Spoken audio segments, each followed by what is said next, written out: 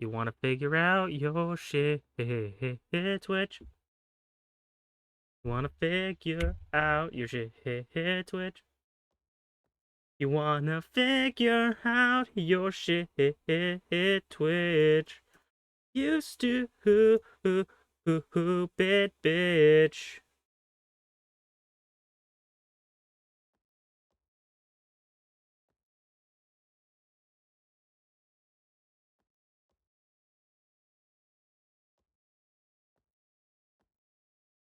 I don't know what's going on, but I hear like flickering in my headphones.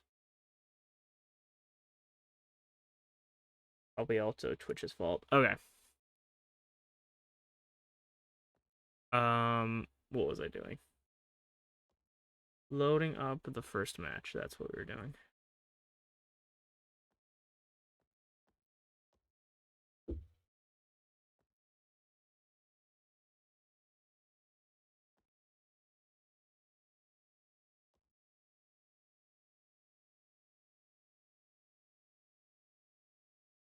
We should be back. How's it going, everybody? How's it going? That should be... yeah. Alright.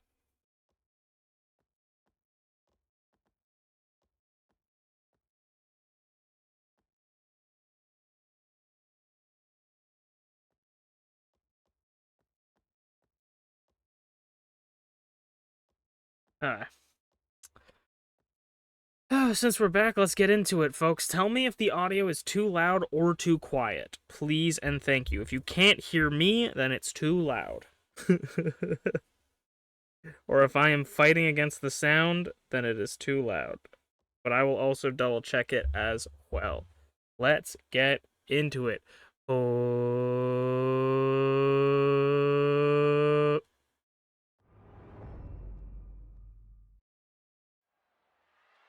Hello, everybody, and welcome back to Masu Pro Wrestling presents Realizing Redemption Season 2.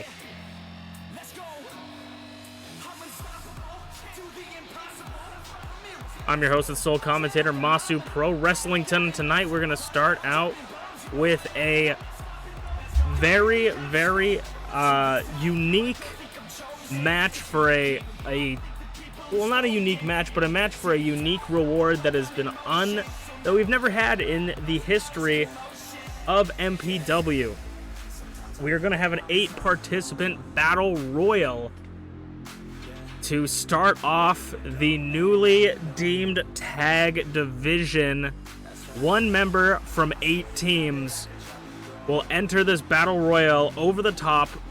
If both feet touch the floor, you are eliminated. Last participant remaining, representing their team, will be the victor, and the winning member's team in this match will get a +1 life in the upcoming MPW Tag Team Championship Tournament. So we will have, to start us off, is Bonk, the Super Naiyan former Icon Division, former openweight champion in his own right, here to dominate the newly inaugurated tag team division.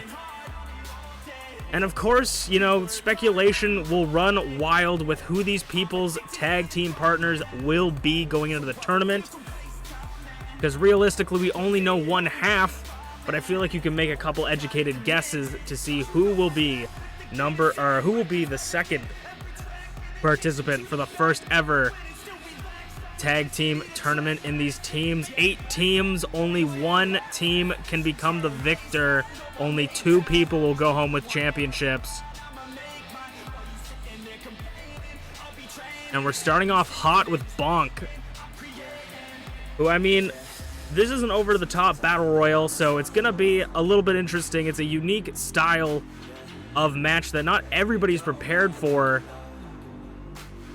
and some people are going to do better than others, but as long as you can, you know, hold your own in the tag tournament, as long as you work together with your partner, even if someone's got a +1 against you and you have to rematch them, beat them twice to get past, you know, that you'll still be able to do it. But also, I should say that this +1 could come in very handy. If you could hold that +1 all the way to the finals, that means your opponents have to beat you twice for the championship.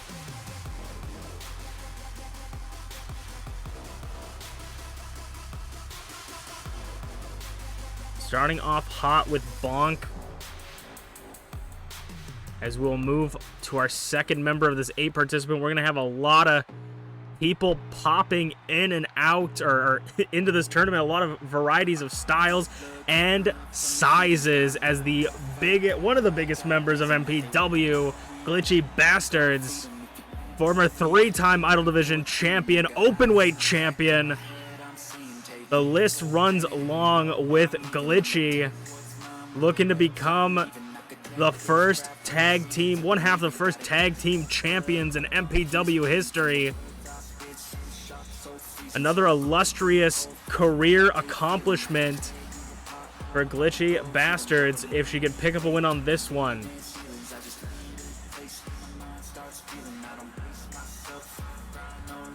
We might see something new, but I mean, speculation could lead to maybe Glitchy's partner being FlairZero, as we saw those two team up somewhat recently in this season. It's all about who can work together and who you have the most chemistry with when it comes to tag teaming together. Speaking of teams, there's been no team unlike the one ran by this man right here, B.A. Tycho. B.A. Tycho, the leader, if you will, of the coalition of humans against treachery. And he's looking to uphold justice and honor in the MPW ring. The coalition does contain 4 members, so any member from the coalition could be tag teaming with B.A. Tycho in this tournament. And there's a possibility we could see 2 coalition teams in this tournament. B.A. Tycho representing at least part of the coalition. B.A. Tycho's coalition compadre, Blueness, is the #1 contender for the Idol Division Championship, going in the main event of tonight. Can Blueness bring home the Idol Division Championship against, you know, arguably one of the more treacherous idols in the division, Rize? It is going to be Coalition versus the Shogunate for our main event, and speaking of the Coalition, took it right out of my mouth, you know, words right out of my mouth exactly as I say it. Could we see a second Coalition member to enter the Battle Royal? It looks like all 4 Coalition members will be entering this tag tournament, giving the Coalition a massive advantage coming into this. They could work together in this match, or it could be every person for themselves, every creature for themselves, as it looks like none other than a bear will be entering this one. Also, I would be remiss if not to mention the Bears' impressive accomplishment in the 30-participant Battle Royal, nearly gaining an Icon Division Championship match in their first ever appearance in MPW in Season 1, only to be thwarted by Merlin, who in fact is the Icon Division #1 contender for Zarataro's championship we'll see later tonight. I mean, they picked the heavy hitters for the Coalition. It looks like Blueness and Greg are going to be taking the back seat for this 8-participant match, unless, anything can happen in MPW. Greg or Blueness could show up and not even team with their Coalition partners. Completely up to them. But if I know the Coalition, I don't think they're going to be splintering into groups. It looks like they are a unit together, and they're looking to take home not only the Idol Division Championship, but a extra +1 in the tag team tournament. Either way for the Bear or B.A. Tycho, that would be a massive W for either member. Either one would take that, and it would be a +1 to the Coalition. How will the Bear fare in a match like this, especially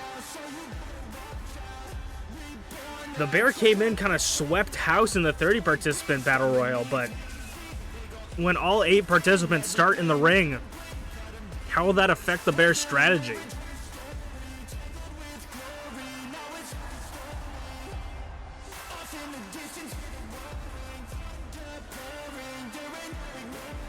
Not to mention, though, you'd think maybe these two being the powerhouses of the coalition, both BA Tycho and the Bear, maybe they would want to tag team together in the tournament just to assure that there would be complete overpowering the rest of the tournament, the rest of the division, but it looks like they want as many opportunities they can. They're splitting maybe arguably their strongest members.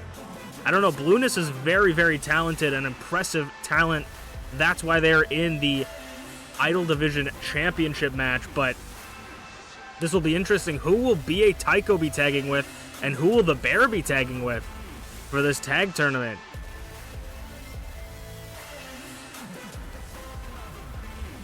And we're only partway through. We have so many more contenders to get to, our participants in this tournament to get to, the other halves of the tag team division.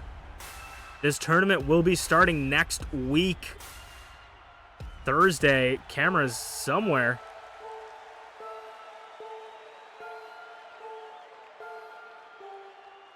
A Bear, BA Tycho, and Glitchy, and Bonk. Of course, I think we know who this man's gonna be tagging with. But, you know, you never truly know. You gotta just speculate here, but Gaelic Angel, former 2-time openweight champion, first time ever openweight champion, looking to get his first set of gold in MPW Season 2, and maybe looking to be the inaugural crowned tag team champion with a potential partner of Unchained, the tag team known as the Fallen, looking to get their +1 in the tournament. When it comes to opportunities, I feel like Gaelic Angel is one that's able to grab the brass ring and take it to the end. Can Gaelic Angel for his team pick up the win in this Battle Royal? I would say that it's going to be an uphill battle looking at the behemoths of the other team, Glitchy, Bonk, A Bear, and BA Tycho. Nothing but power starting us off. And Emrys Morgana potentially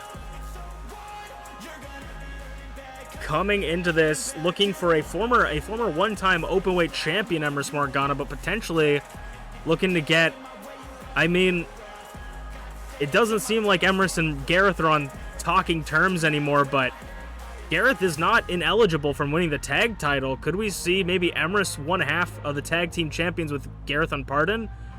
Or is she securing her spot with Merlin?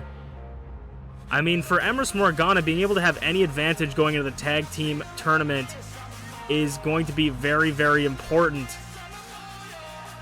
Emrys Morgana definitely enjoys getting as many advantages over her opponent, whether it's an earned advantage or a unsavory one. Emrys Morgana is going to be looking for every opportunity she can to just, you know, cripple her opponents when going into this matchup. And with someone like Merlin, a powerhouse, we could see a double champion if Merlin can pick up the Icon Division Championship and the Tag Team Championship. And one half of the Shogunate's right and left hands, it is Azanaza looking to pick up their first bit of gold. Their tag team partner, Ayasu, is going to be defending the MPW Openweight Championship tonight against a randomly selected opponent from any division. Could we see another potential double champion after the end of this tournament? Azanaza came off of a win, their first tag team win by disqualification. Can Azanaza and Ayasu, the Shogunate, pick up just a little bit more gold and own all the gold in MPW? Idol Division Champion Rize, Openweight Champion Ayasu, and then Tag Team Champions. The Shogunate could run the whole show.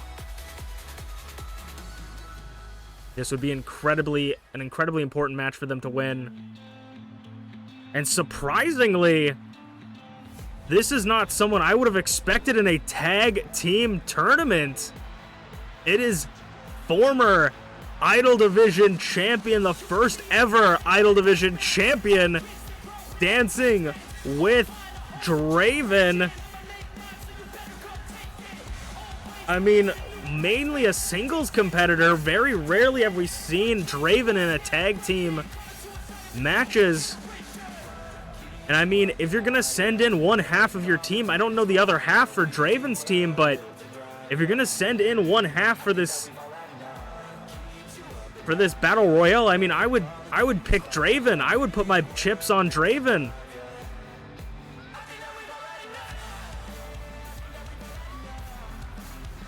I would say a shock to me. Someone I never thought to see in a tag team division.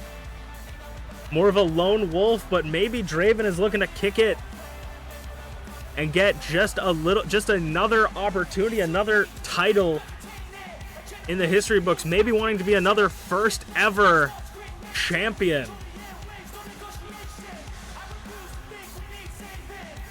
I mean, you can always become a champion later down the line, but there can only be ever one first-time champion. Can Draven do it again, this time with a tag team? And now we have all 8 participants in the ring, and it starts out. I implore you to not blink or you might miss something. Angel, axe handle to BA Tycho, inverted suplex by Glitchy. Oh my god, German suplex by BA Tycho to Glitchy. And a back body dropper, and Uranagi maybe. It looks like B.A. Tycho and Bonk are standing tall above the ring as everybody is starting to get back onto their feet.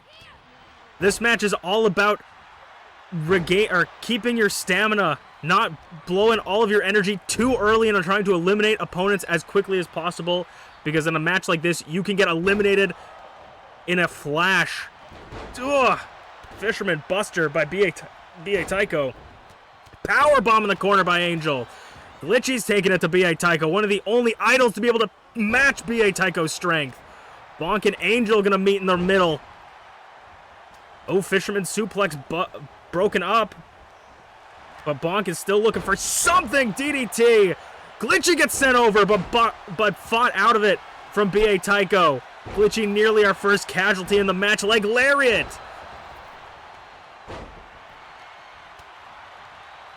I gotta make sure to keep eyes on the action, but also eyes on who gets eliminated, because we don't want to miss anything in our opening match. B.A. Tycho looking to bring Bonk over to the ropes. Bonk's fighting out of it. Now the Bear taking Empress Morgana in the corner. Bonk's gonna DDT another one. Neckbreaker pushing Draven off. And now Bonk and Glitchy meeting it. The powerhouses targeting each other. Azanaza with the Hurricane Rana. And a big boot blocked by the Bear. Just rocking Azanaza with those uppercuts and lefts and rights. Draven fighting off the Bear. Spins the Bear around, but no. Hurricane Rana by Emrys. B.A. Tycho picking up Emrys. No. Bonk looking for something. I don't know what quite Bonk was looking for, but looking to send B.A. Tycho over the top ropes. B.A. Tycho skinning the cat, barely holding on. Draven in the corner fighting out of Azanaza's potential attempt at elimination. Emrys Morgana making sure to rest easy under the ropes. You have to be sent over the top rope. Both feet must touch the floor, so if you lay under the bottom ropes, you can't be eliminated, and it's a great way to conserve your energy. No eliminations yet, but a lot of action. Spinebuster by Glitchy. And Bonk went for another DDT onto Angel. B.A. Tycho getting caught by Emrys, but reversal. Azanaza looking for the first elimination, but Draven will not have it. Chokeslam potential by Glitchy was thwarted by B.A. Tycho. Emrys with a DDT to the bear. I mean, the one person to be able to even eliminate the bear was Merlin. Maybe Emrys learned a few things from Merlin. Emrys was in a precarious situation, but Bonk grabs Azanaza, stopping them from eliminating her.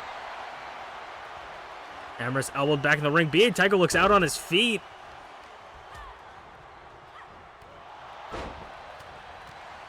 As people fill into the packed stadium.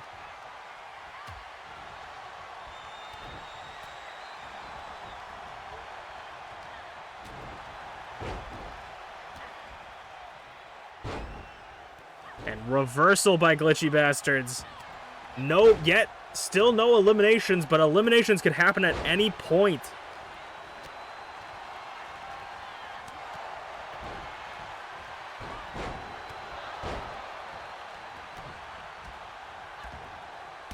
Like I said, GlitchyBasturds now looking to eliminate B.A. Tycho as our first elimination. That would be a big elimination if Glitchy can get it. B.A. Tycho, though, fighting on, trying to kick him off the apron.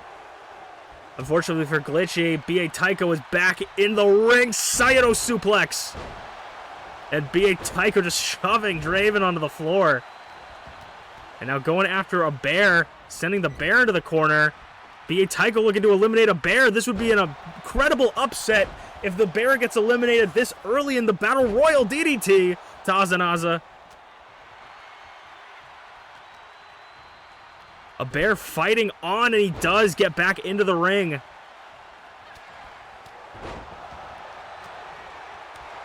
Bloodied and battered, these contestants continue to fight for an opportunity at an extra life in the tag team tournament. Angel nearly getting flung off the apron, hanging on for dear life from Bonk, and now looks like he's going to send Bonk over the top rope, but Bonk's going to make it back into the ring. Oh, Bonk, though, gets eliminated by Angel on the way back into the ring, up and over. Like I said, anything can happen. Fall from grace to B.A. Tycho. Anything can happen. Anyone can be eliminated. Angel gets sent into orbit. Emrys Morgana gets eliminated from a bear. Of course, we'd see some eliminations from a bear in a match like this. Two people drop easy, and it looks like the bear, in a blind rage, just knee strikes B.A. Tycho and was looking to toss Draven over the top, but Glitchy inadvertently saving her. It's Angel, Draven, a bear, Azanaza, Glitchy, B.A. Tycho. Who will win?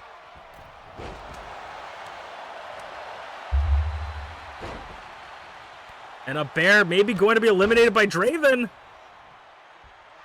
In a precarious situation. Glitchy's got Angel goozled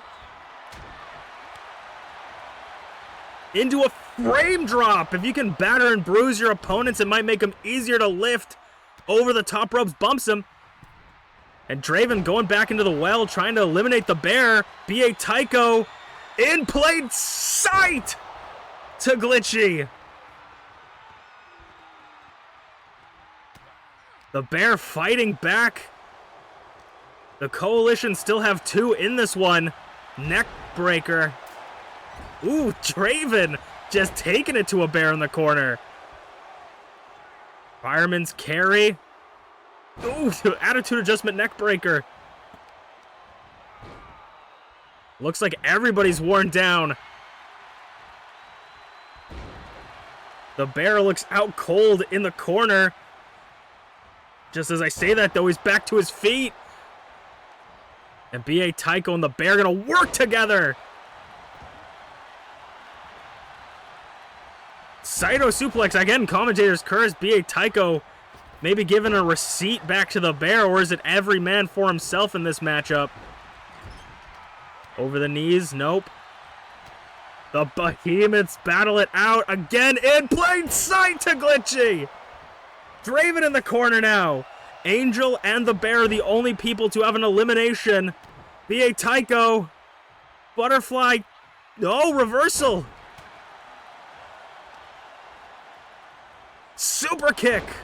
So many eliminations via super kick for the bear. Can he get another one? Or in the 30-man, can he get another one in this one? Draven, though, in content or on Their goal is trying to eliminate this bear, I should say. Gets a knee strike elbow combination for her trouble. This is for a massive advantage in the tag team tournament. Anyone wants to win as Azanaza seems to be standing up tall. Neckbreaker. Azanaza's submission hold to Angel, trying to work out his legs, make it harder for him to stand. And now it's the Bear and Draven going back at it. The Bear's busted open and Draven trying to lift. How do you eliminate a bear? How do you pull a bear over the top ropes? He's got to be at least 500 pounds. But Draven is doing it. The Bear once again fighting back. Knee strikes and rights and lefts. Azanaza sends the Bear into the corner. Azanaza got the Bear up top. What could they be thinking from up here? What could they be planning? Either one of them could get eliminated. Up top, Spanish Fly! Up of avalanche, Spanish Fly from the top rope. Azanaza willing to risk it all. Draven's been eliminated by B.A. Tycho. Adding elimination to his scoreboard here. Eliminating a big threat as well. It seemed like Draven was not showing anywhere, but B.A. Tycho running on malice and fumes. Lifting up Azanaza. Wade slam. And now the Bear, it looks like maybe it's getting down to the wire. The Bear and B.A. Tycho no longer a part of a team here. Saito suplex dumping them on their head. Double choke bomb. I mean, if I'm B.A. Tycho and I want to get this win, I would try to eliminate the Bear too. That Bear is dangerous, especially in a Battle Royal format. Sending Angel right as I say that. That's 2 eliminations for the Bear. 4 members remain. The Bear got B.A. Tycho in the corner. But B.A. Tycho looking to show who the leader of the coalition is for a reason. As Glitchy is looking to frame drop. And B.A. Tycho tells you why he's the ringleader of the coalition, eliminating the Bear. B.A. Tycho, third in plain sight to Glitchy. B.A. Tycho stands above his opponents in this match and is looking to get a +1 for the coalition. Eliminates Glitchy. It's up to the Shogunate versus the coalition.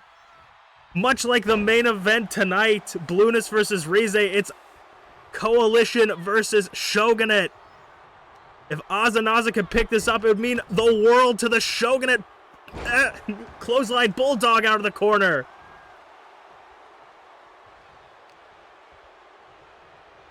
Azanaza.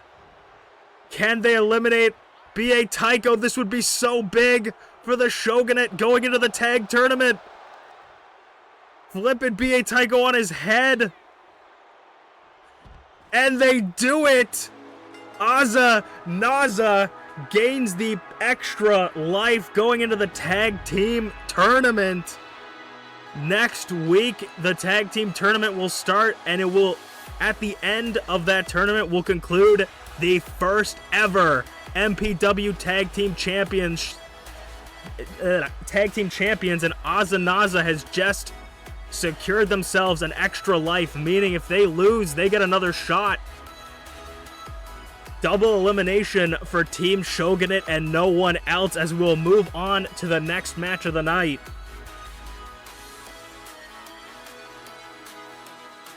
How's it going, T? Thank you so much for the raid. How's it going in? Anybody that's stuck in, how's it going? How's it going? If you don't know me, I'm UnchainedAwesome, but right now I'm Masu Pro Wrestlington. We're doing Masu Pro Wrestling, and if you don't know what that is, it's a fun little wrestling show we run every other Thursday, where we simulate matches in WWE 2K23, and all the characters are based on either our original characters we've made up, based on people in our chat. So you'll see like TeaTheShiba, GlitchyBasturds.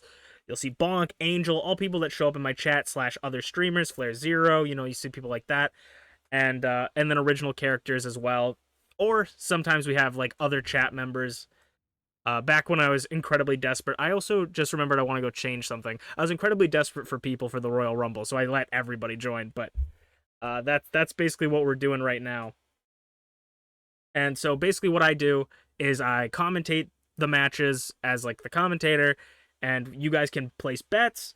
Let's see if anybody betted on Azanaza. Nobody betted on anybody, so nobody betted on anything. You bet channel points, get some extra moolah. You're gonna hear some audio here. I'm gonna just skip through it because I want to change. I didn't realize that I didn't change the logo from SmackDown to the MPW logo, so there's just that there, and it's a minor thing, but it's annoying. Also, hopefully the audio sounded good because I changed the audio for everything on my computer. So hopefully that's good. Sounds interesting. I should play some of the old SVR games. Yeah, SmackDown vs. Raw, crazy. Yeah, honestly, if you guys like wrestling, get the older games. I mean, the newer games look prettier, but the older games just run so much, but they run better. They're just so much better. Especially old GM mode. Ooh. Sounds fine to me. Okay, good. Because I lowered it a little bit because I noticed it was kind of loud even before I changed all the audio. And then I might not be able to edit the show, actually. But let's see. Can I edit this? Oh, yeah, I can. What is... Oh, I guess it just... Yeah, I guess that is that. Oh, cool. But yeah, we do 3 shows every stream. Every time we do an MPW stream, we do 3 shows. Right now, we're doing a premium live event, which is like a big show where people, you know, fight for championships and stuff. And then we have 2 other shows after this. And then the next time, not next week, but the week after, we'll have 3 more of the regular shows. And it's just fun. And it's cool. And if you guys have ideas, feel free to share them with me. SmackDown vs. Raw 2008 was your jam. That's a great game. I had the ones on the Wii, and they actually ran very well. You could play with GameCube controllers. It was crazy. It was immaculate. I'm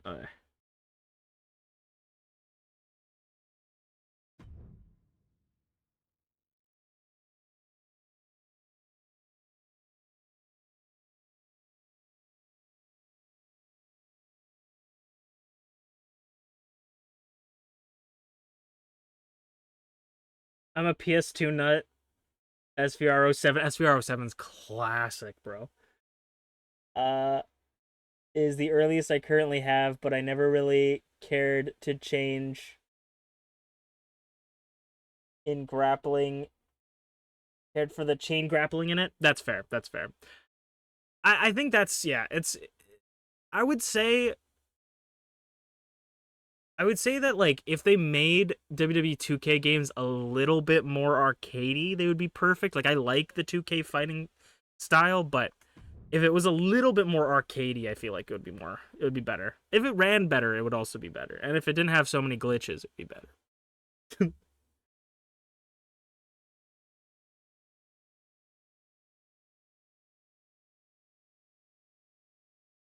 Also, T, hope you had a fantastic stream. I saw you were streaming Power World. Did you get anything cool before we start the next match? And then also, if anybody is coming in from T's stream / T herself, feel free to go take a break. If you guys got to go, you know, do your after stream care, you got to go eat, go to sleep, got to go to the bathroom, feel free to do that. I only really talk in between when it's like this screen. I don't really talk to chat during the matches. Maybe sometimes if there's like something going on, but I accidentally butchered one of my favorite pals. It's been in the party for a long time. Oh no. Oh no, T. Oh no. I'm so sorry. I don't mean to laugh, but it's a nervous laughter. Oh no, T. Don't get on T's bad side, guys. All right, let's get into the second match of the night. Oh.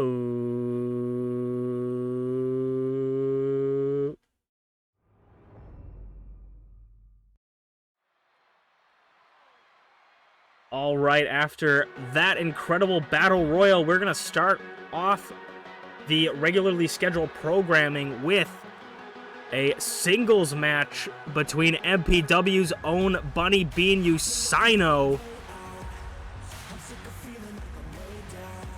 Usaino not in, of course, the Idol Division #1 or the championship match. Usaino is such an impressive talent, but unfortunately, they never seem to quite get to that point where the Idol Division Championship is within their reach. So I don't know if there's got to be a change for Usaino, if they got to dig deep in themselves or what, but Usaino looking to maybe pick up a win on a big stage here at MPW Realizing Redemption, looking to redeem themselves here tonight in front of our sold-out crowd of 11 viewers.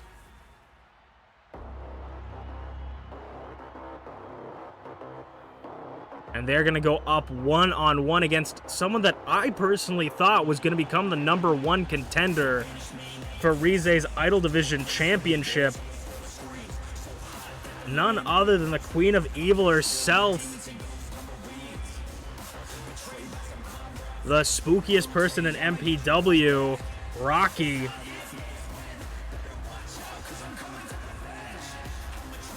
Rocky, a former openweight and Idol Division champion, went into that triple threat with Blueness. Went in against Emrys Morgana and Blueness in that triple threat for the #1 contendership. Blueness came out on top, stole the show, and earned themselves a shot at the Idol Division Championship.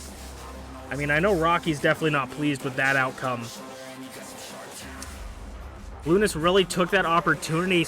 I don't want to say stole, because Blueness definitely has been putting in the work, but kind of, you know, in a triple threat, you're gonna build your victory off the back of other people's work, and that's exactly what Blueness did. They took the opportunity to go for the pin, and they got the championship #1 contendership. But if anything for Blueness, if it's Coalition versus Shogunate, the Shogunate are up 1.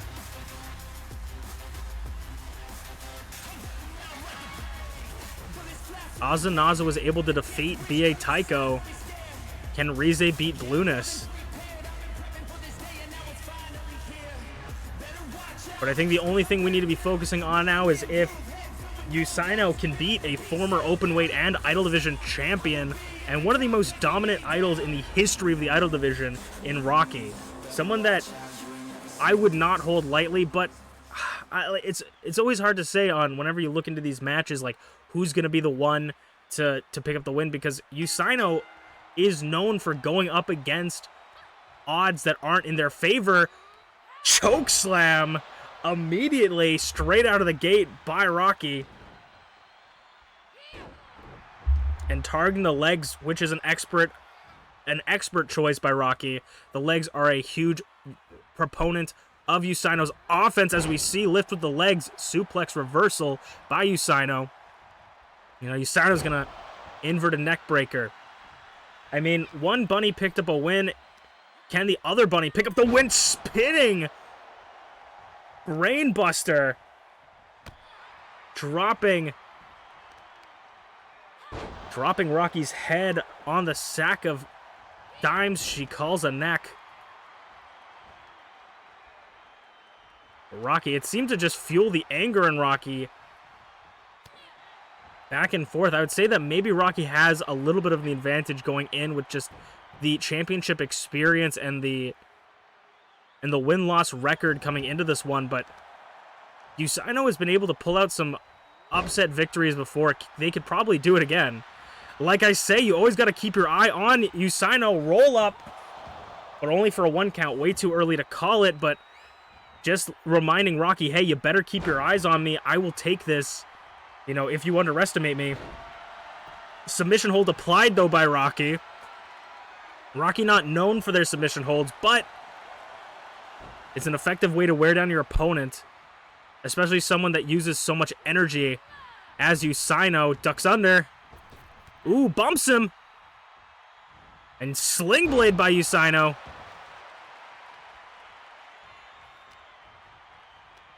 Usano sending Rocky over the top ropes. This is not a battle royal, but if it was, Rocky would be in a dangerous spot of getting eliminated. Hangs Usano to dry on the ropes, and Usano chops and kicks and sweeps the leg. Usano picking up steam early on, but how much energy do you have to expel to take out someone like Rocky? Someone built like a brick house. Brainbuster again. I mean, it doesn't matter how much energy you need to expel. Those are going to start racking up as Rocky and Usano play a little bit of cat and mouse on the outside. Rocky trying to grab it this time. Usano sending Rocky to the outside. Winning the war on the apron. 3 count. Usano, goes for a springboard to the floor. Not quite calculated, unfortunately. Sometimes you just have to commit, and in that particular time, the commitment was not met on the other side. 2 count gets them back in. They do have the count till 10 from referee. Knee strike. Into a power slam. Rotates Usano into a power slam. And a deadlift. Power bomb, holding on to it. Driving the knee through the temple of Usano. Kick out at 1, though. Rocky thought maybe that was their opportunity. Elbow drop to the back. I mean, Rocky is in a very similar position. Power bomb again, holds on for a second knee strike. Rocky's in a similar position as Usano, where even though Rocky's had championship opportunities, what on the floor could they be looking to do? What the fuck? Like Crossroads thing. The fuckbuster. Rocky has just not had many chances to get into those championship matches. They've been in #1 contenders, but they just haven't been able to pick up those wins and get to the championship matches, and have been unable to get the gold since they've last held on to it. Usano's in a similar predicament where they just need it onto the concrete, where they just haven't had a good opportunity to get a championship #1 contendership. Oh my god, onto the concrete! There is no padding over there. That's not the same as the canvas. That is pure concrete on the outside of the ring, dropping Rocky's head onto the floor. And now Rocky's gonna maybe look to return the favor. Reversal by Usano. Usano sending Rocky over the top. Eyeing down Rocky. Usano this time cannonballing over the top rope. Landing directly on target. Oh, disrespectful kick. Keeping Rocky on the floor. The cold, hard concrete on the back of Rocky. We have yet to see a double count-out draw ever in MPW. There's never been a draw. Will we see one here tonight?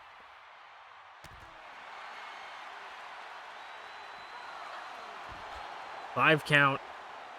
Halfway there, smack. Nobody quite smacks as good as Rocky does.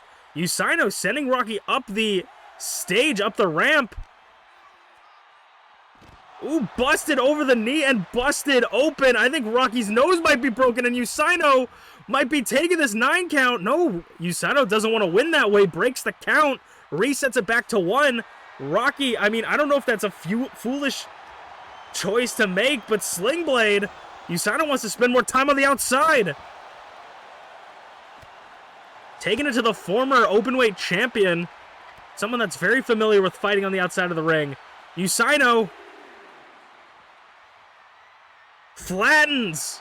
Just absolutely flattens Rocky. 4 count this time. Usano's going to make it back in. Usano breaking the count again. Wants to spend as much time on the outside as possible, but Rocky seems to be fed up. Sending Usano back into the ring. Usano, another spinning brainbuster. Brainbuster. Stomping on the elbow. Usano circling Rocky like a shark. If I was Usano, I would try to put Rocky away as fast as I could, or else something might happen. Lost and found! Lost and found. This could be it for Usano. No, kick out of 2. Like I said, Usano's got to think big, quick, because I think at any point Rocky could take this. Rocky rolls under the ring, or rolls under the bottom rope. Right in front of the French-Canadian commentators table that is empty. They're actually on vacation right now. It's the French summer. We may see them next week on Thursday, though. Elbow drop from the top. And Rocky thinks that's enough to put away MPW's own Bunny Bean, and it isn't. 2 count, barely getting that shoulder up. It's showing that Usano still has the fight left in them.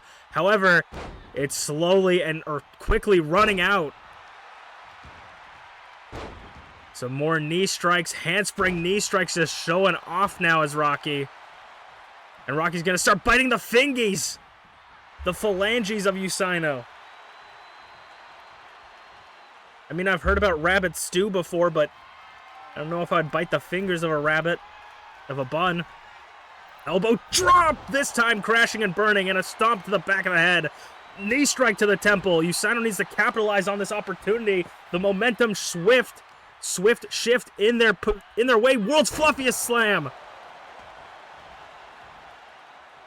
The momentum, the pendulum shift. Pele kick. Usano going up top. This could be it. Bunny stomp. Drives right through Rocky to put Rocky away. An impressive victory by Usano, but a kick out at 2. Usano can't let that get to them. It looks like they're hesitating in the corner there. They're not quite sure what to do. They put everything out there. That might have just been all they had. As Rocky, eyes them up. Usano still has a little bit left in them. As both competitors are bleeding out. Sling blade into the basement drop kick. Usano this time thinking on their feet. Speaking of their feet, bunny stomp. Reversal. Pele kick. Usano retains the momentum. In the corner. Rocky's dazed. Bunny hop and Pele kick to Rocky. Usano this time. 3rd time's the charm. Bunny stomp. 1, 2, 3, and Usano picks up a hard-fought win against a former champion. As we will move on to our first championship match of the night. The MPW Openweight Championship will be defended by Ayasu for the first time ever. Let's check it out. Sheesh. Usano pulled out a big one. 11% of the votes were on Usano. That was a crazy fight. Big wins.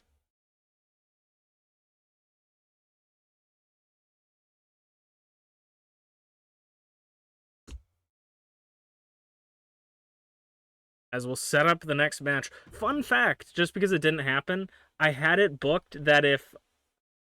I had it booked that... Also, I need to double check something. That reminded me. Thank you so much. I need to refresh, because I don't think I saw it, but if you guys have, let me know. Where is it? Sounds. I don't think I saw any of the, any of the things happening. Like, I saw Flair and Glitchy do the head pats, but I don't know if they actually went off.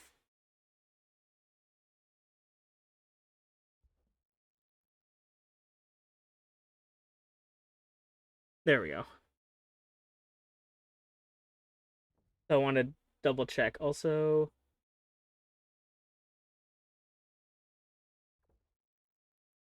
just for old time's sake, this one's never used. This one's never used. It's like one of my favorites. Okay. Sweet. Is this set up right? I hope to God it is. Because these matches are always the ones that go wrong. But fuck it, we'll do it live. Alright, let's get into the MPW Open Weight match. If you guys don't know what the MPW Open Weight match is, it's a match that is contested through all divisions, both Idol and Icon, and the opponent is randomly selected for the champion to defend against. Let's get into it. Oh.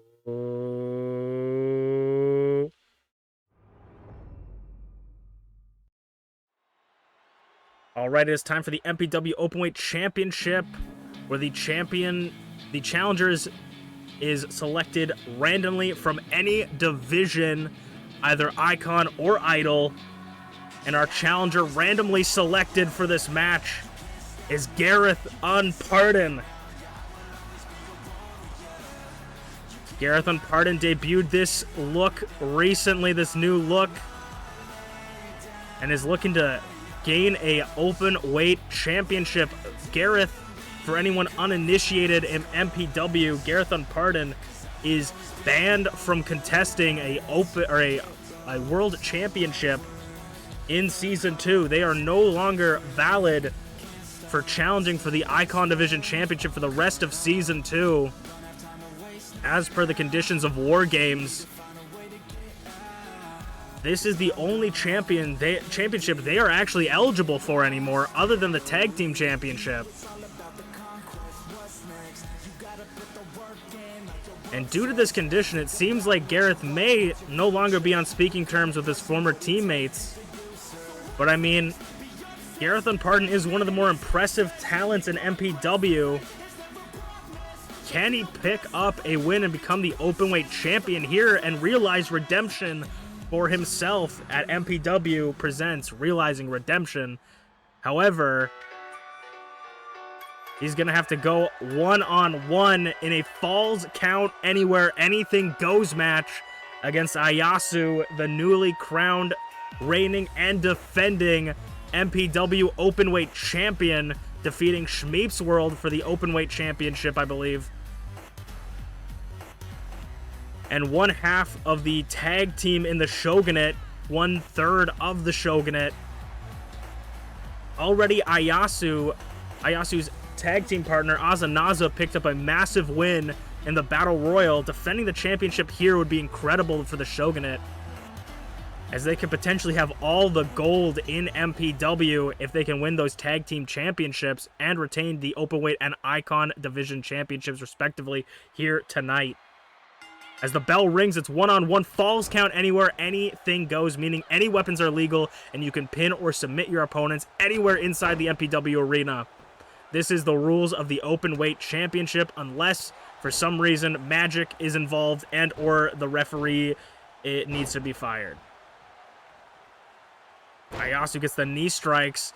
I would definitely say Ayasu is the powerhouse in the Shogunate, but it's very hard to compare power between Ayasu and Rize, both very strong opponents. I would definitely say Azanaz is the tactician of the three. They seem to have split up their roles perfectly. Disrespectful slap to Garreth Unported. This is all about redemption for Garreth Unported to prove that he can still do it, even if he can't be a Icon Division champion for the rest of the season. Ayasu going up top. It's very rarely we see a blue panda, but it's even crazier to see a blue panda fly from the top rope. Axe handle. Connects. This time doesn't connect with the knee. Garreth gets back up. This is going to be a classic match of speed versus power, though. Garreth is quite powerful in his own right. Garreth's going to go under the ring for a metal bat, but Ayasu saving herself the trouble. DDT onto the floor and hooks the leg for the first pinfall of the match. Kick out, showing exactly what an openweight championship match is all about. Pinfalls on the outside. Anything goes. Ayasu knee strike to the temple. The weapon's already in play, already pinning on the outside. This is the danger it takes if you want to be an openweight champion. You have to be able to put your life on the line You have to be able to defend 2 times. You have to defend this championship 2 times as many times as the open weight or the icon or idol division championship. Hooks the leg, goes for the cover, kick out at 1. Way too soon to call a new champion. Garreth with the rights. Ooh, step up Inzagir or step up Hurricane Rana.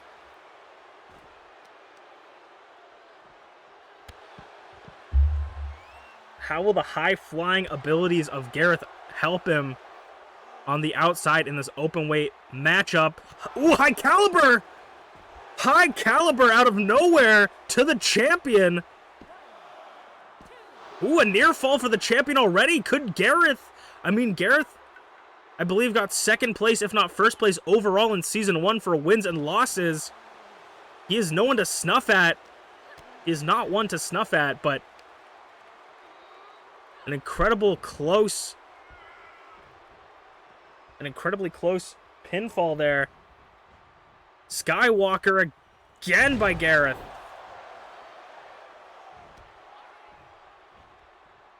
Our MPW championship was almost changed hands immediately. And it looks like Garreth is still holding on to that momentum. But commentator's curse, of course, as always. Ayasu swings that over into her favor. Maybe. Nope. Super kick. Oh my god. Nearly taking her head off her shoulders. And another Skywalker.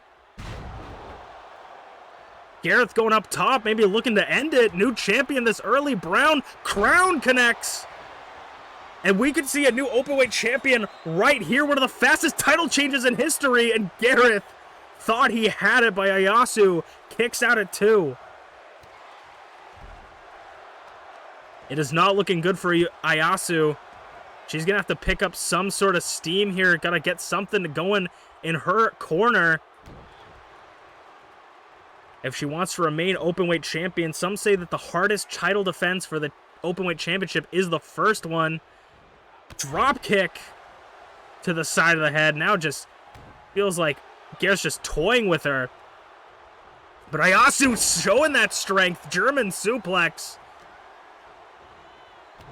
It looks like the lights are finally on for Ayasu.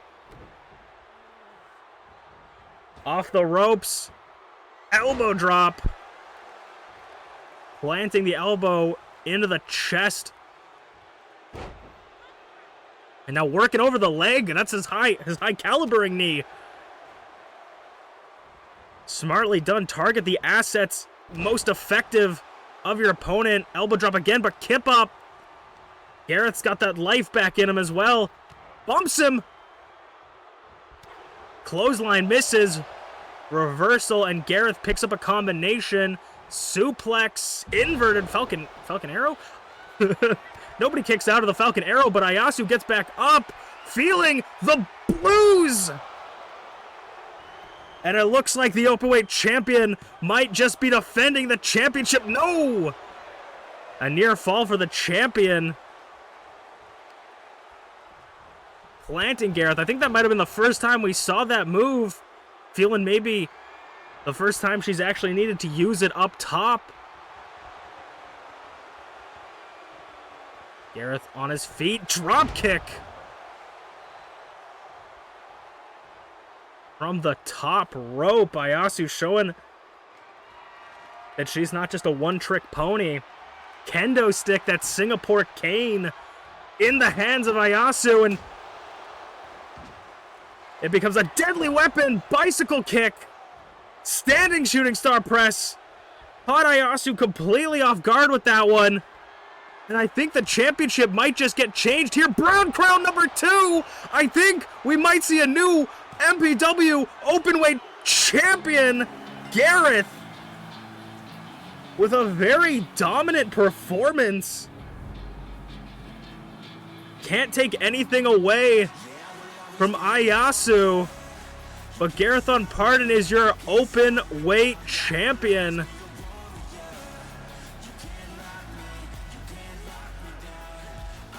He is your new open weight champion. Congratulations to Garreth Unported, adding another championship to his historic title reign, or his historic career, as we'll move on to the Icon Division Championship match. Let's see you guys there. I thought Ayasu had that, actually. Also, if you notice, he was not given the title because this game sucks, and I knew it. I had this, like, inkling that the game didn't register that it was a championship match. I had an inkling that he didn't register, and I was like, fuck. Well, we're already in it. Whatever. Fuck it, we'll do it live. As per my my rulings, if there's only one person that votes on the predictions, I like just giving them back their points because it's more fun that way.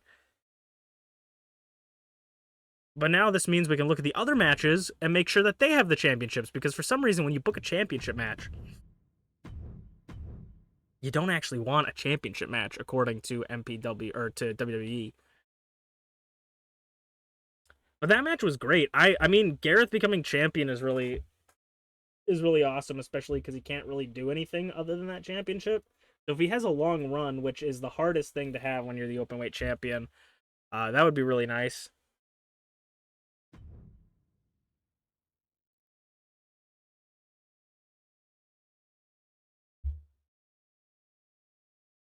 So it's this match, then we have the Idol Division Championship, and then I'll say, for anybody unfamiliar with how this works, I'll say thank you guys so much for watching. I'll see you guys next time. But then we actually have 2 more shows, which are 8 more matches total for the rest of the stream. So hang on.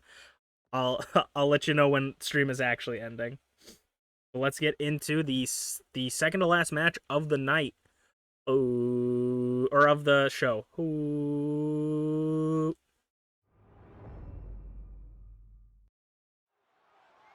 Garreth Unported coming out with a massive upset, I would say, or a massive victory against Ayasu. I mean, that's 1 up, 1 down for the Shogunate later tonight, but I mean, Garreth Unported's former friend, teacher, partner fought through hell to get to this point and is now looking for another Icon Division Championship around his waist. The first ever Icon Division champion to ever hold the gold. That championship around Zarataro's waist is the custom championship that Garreth Unported had made as champion. You know, you can get some championship benefits. So that is Merlin and Garreth's championship, for lack of a better phrase. Can Merlin bring it back home? I mean, I don't know much about Merlin and Garreth's relationship right now. I know that things seem to be on a rocky road for Emrys Morgana and Garreth, but I mean, usually we see Merlin and Garreth and they're inseparable. But since this ruling that Garreth is no longer able to challenge for the Icon Division Championship, we haven't seen these two together for a while, which, I mean, I don't know. Unfortunate situation, but maybe that will affect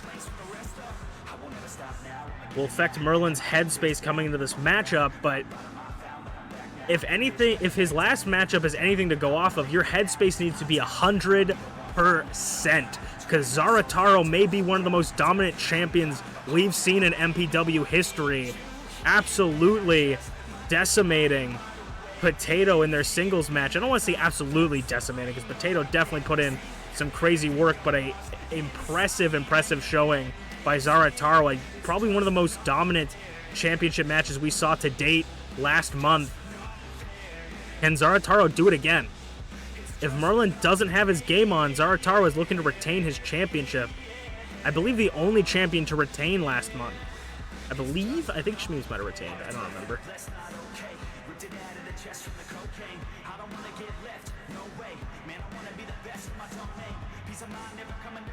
Zarataro going one-on-one with Merlin. I mean, this is classic superhero versus super villain one-on-one. Merlin would do anything to pick up this win, but he better not try anything too shady, or else he might lose by disqualification. And since this is a singles match one-on-one championship's advantage is enacted, meaning that if Zarataro loses the match via disqualification, he will retain the championship and lose the match.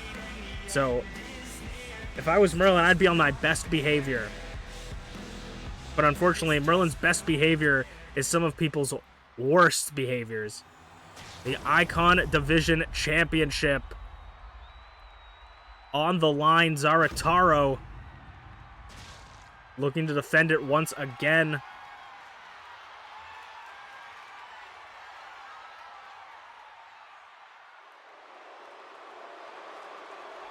Merlin knows what it takes to be a champion, a two-time Icon Division champion, the first ever Icon Division champion. He knows what it takes to hold that belt and not feel the pressure and crack under it. But Zarataro, former openweight champion, defended the openweight champion multiple times.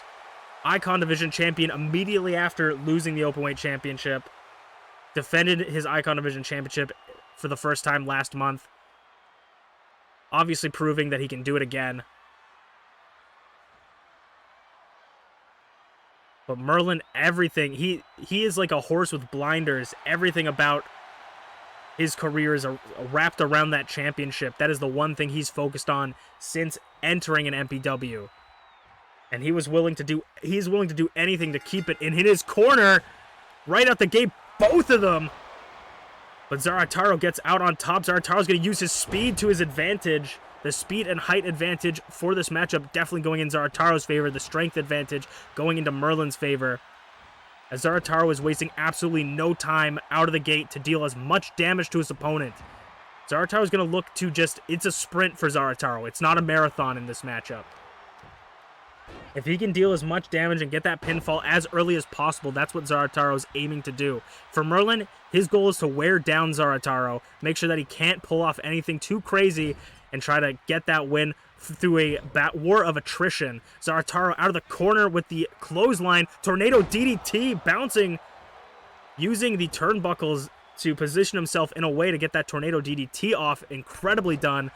Zarataro, one of the most impressive icons in the division with how much he uses his spatial awareness to his advantage.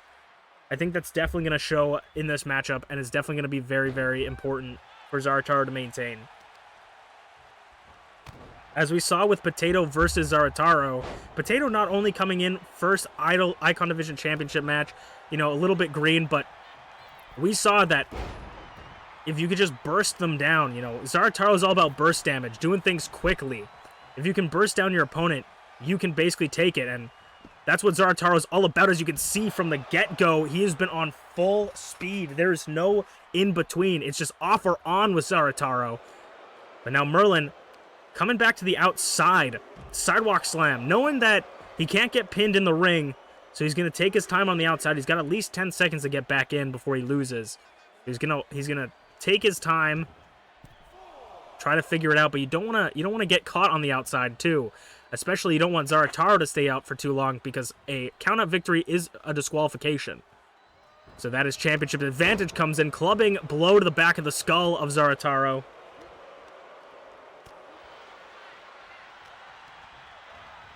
Sends Merlin over the ropes. Another Tornado DDT.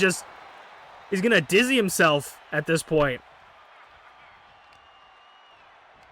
Zarataro, double stomp on the floor. Talk about a rock in a hard place. And Zarataro, going for a suplex. Merlin from behind again, that clubbing clothesline.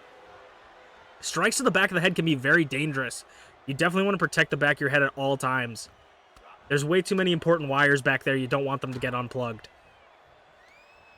Or in different slots. Drop kick to the legs, taking the big man's tree trunks out from under him.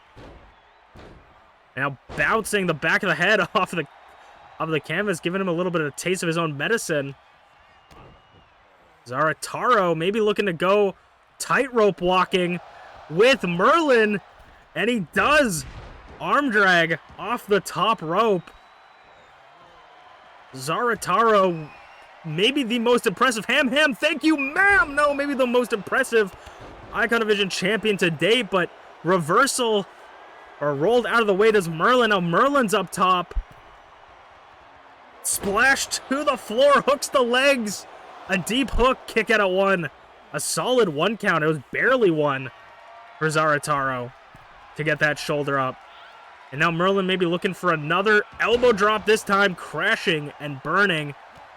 Zarataro off the ropes. Kaiju killer! Kaiju killer to Merlin. 1, 2, near fall for the champion. A near display of power once again. Nearly taking the championship immediately. Merlin hanging on the middle ropes. And Zarataro's driving his knee in the back.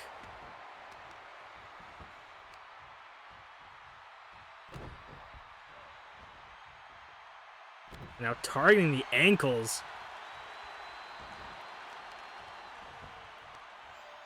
It has been all Zarataro since the opening bell. Targeting the ankles. I mean, you could snap your ankles very easily in a match like this.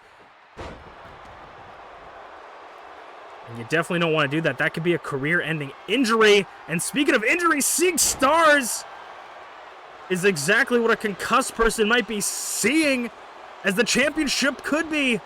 Trading hands right there. 2 count. Merlin seeing stars from out of nowhere. And now just picking Zarataro up by his head. Nearly ripping his head off his neck.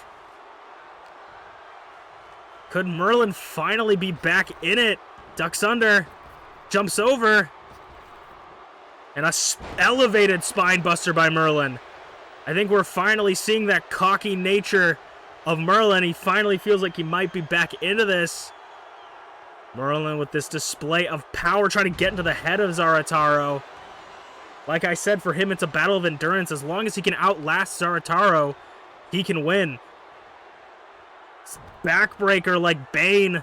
Break his back, make him humble. Zarataro's going to roll to the outside, try to get some space from Merlin. Comes in, kind of hits him on his entryway, but Merlin, Alabama slammer, Jesus.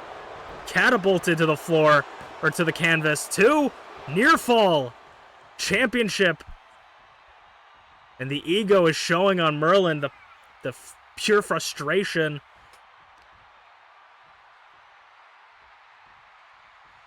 Power slam, just dumps him.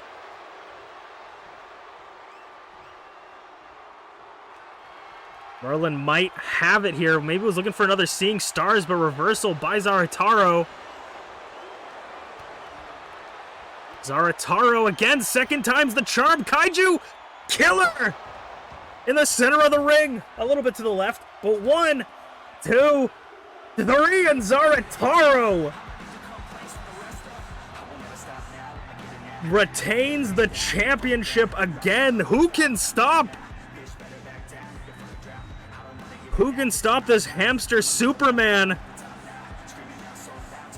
And still, the Icon Division champion, Zarataro. I know this match bruised Merlin's ego, as Zarataro puts another retain, maybe looking to become the longest reigning Icon Division champion in history. Who can put down the ham? But that wasn't our main event of the night. We still have one more to go. It's going to be Rize versus Blueness, the Coalition, or the Shogunate versus the Coalition. Let's see what happens next. How's it going? Oh my god. How you doing? Let's go. Zarataro just fucking cleaned house. Like, Jesus. Absolutely dismantled. Like, Merlin got some offense towards the end, for sure. But, like, the dismantlement. Just gone done making some dinner? Nice. Oh, I should stand up and stretch, I suppose. Also, I'm really glad. So, there's so many people now in MPW that it's hard to kind of remember. It's kind of hard to remember everybody's moves and stuff. And Ayasu and Azanaz are like the newest members. and so I don't really remember the names of their moves very well. So I have a sticky note with the names of their moves. And today I was like, oh, that's fine. I'll remember their moves. And like halfway through the Iasu Openweight Championship match, I was like, oh fuck, I gotta reset something too. Anyways, I accidentally loaded up the match, but I need to reset something. But I was like halfway through, I'm like, if Ayasu does her finisher, I do not remember what her finisher's called. Like, I do not remember what her finisher's called. And I should also drink water. Trust me, I've been drinking water like crazy. Because of all the, just literally when you scream for 3 hours, you have to stay hydrated. Honestly, I'm not even trying to scream half the time. I'm like actually legitimately getting excited sometimes where I'm like, oh, 2 count, oh my god. Like, you know, I'm like not trying to like tear my voice apart. But like sometimes I'm actually legitimately just that excited about it.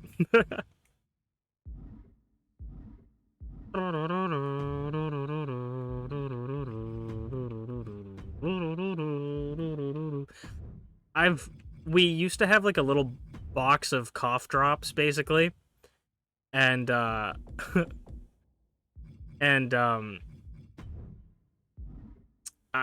MPW stream, I would take like a break in between, and I would go up and grab a cough drop for my throat, like a throat lozenge kind of thing. And the thing has been filled like my whole life. Like probably some of those are out of date or something, even if they can be out of date. I don't know. But like, oh fuck, I know this one's not. It's not set for the title again. God damn it. But it's been filled my entire life since I've lived in this house. It's been filled all the time. It is now empty because of me.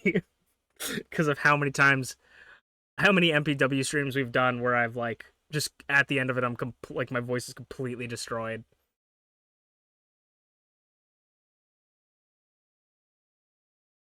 And also half the time the reason I'm like super loud on these, I feel like, is because the audio in my earphones is always like 4 times louder than what you guys hear on stream for some reason. I don't know why.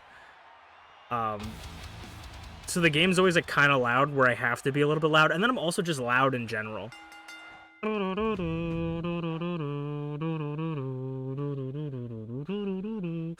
Okay. Also, if I were to... Okay. I'm pretty biased to both of these people in this match, so if Blueness or Rize win, I'm kind of fine with it. But I'm, like, hoping Rize retains. Fits the commentator vibe. I appreciate it. I really hope Rize retains this, because Rize fought so fucking hard for this championship. She's been wanting this championship forever. She finally gets the championship. We have her in this cool new run. If she loses it here, it kind of sucks, because it's just like, well, now back to the drawing board. She's got to try and get back into it, right? We could, like, it's hard to fit things into the game because there's very limited stuff you can actually do in the game. But, like, maybe we have her, like, interrupt matches. Who knows? But if she loses. But I am such a big fan of Blueness. Blueness is my pet project that I love. I am incredibly biased to Blueness. So... for those of you who don't know, I talk about this all the time whenever Blueness is mentioned. But Blueness was a model that my friend Usaino was going to use, and I needed more people for the Royal Rumble. So I was like, hey, Usaino, you know how you're in MPW? Could I have Eunice in MPW? Because their name was Eunice at the time. They no longer want to use that model or anything.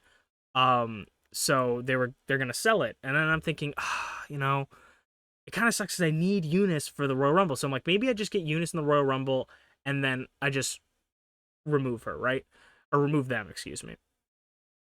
And so, that was my idea. And then I was taking a shower the other night, or one night, and I was like, what I do is, like, say your name is, like, Jeffrey, right? I'll always be, like, Beffrey, you know? Like, I'll just add B to the name, right? And then I was like, Eunice, more like Blueness, am I right? Wait, that actually works. I'm like, wait, Blueness? And then I was like, what if she's blue? Or what if they're blue, excuse me. And so they've kind of been morphed into my own original character off of Eunice, so we can kind of use them, you know? Exactly. If I could do the I'm blue da boo dee da boo die song without getting copyrighted, that would be their intro. There's actually a wrestler called Blue Kane, because there's a wrestler called Kane, who is a guy that wears like a red mask and is a demon, if you don't know, very famous wrestler. But there's a guy on the indies called Blue Kane, who wears basically everything Kane wears, but it's blue, and that's his entrance music, is blue da boo dee da boo die. Alright, let's get into it. Enough talk. Let's get to business.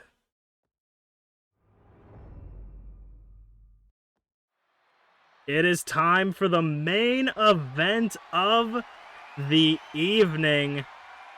The Idol Division Championship on the line. Blueness versus Rize. A nickname I gave to Blueness, B.A. Tycho's good little soldier, 1/4 of the coalition, with 2 members of the coalition at their side. This is about to be a war of factions, and the war lines are drawn. The coalition of humans against treachery, aka the chat. The member Blueness, brought together by that man on the right of Blueness, the left of us, B.A. Tycho. They were brought together. It's Greg, Blueness, a bear, and B.A. Tycho. Brought here to keep an uphold order in the MPW arena and ring, and that starts with having access to all the gold. On their radar is none other than the self-proclaimed Panda Archon herself and the leader of the Shogunate.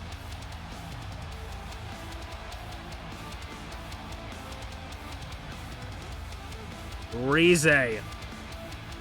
Rize has fought for that Idol Division Championship her entire career, never being able to get that brass ring, grab it. But finally, Rize has done what she's wanted to do since stepping foot in MPW, and that is get a hand on that Idol Division Championship. I can't imagine she'll want to let go of that championship anytime soon to Blueness, calling in her own hired guns, Ayasu and Azanaza, the right and left hands of the Shogunate. Azanaza got a massive victory for the Shogunate at the opening match. Unfortunately for Ayasu, that was not the same for them, losing their openweight championship here tonight. But can they hold the Idol Division Championship?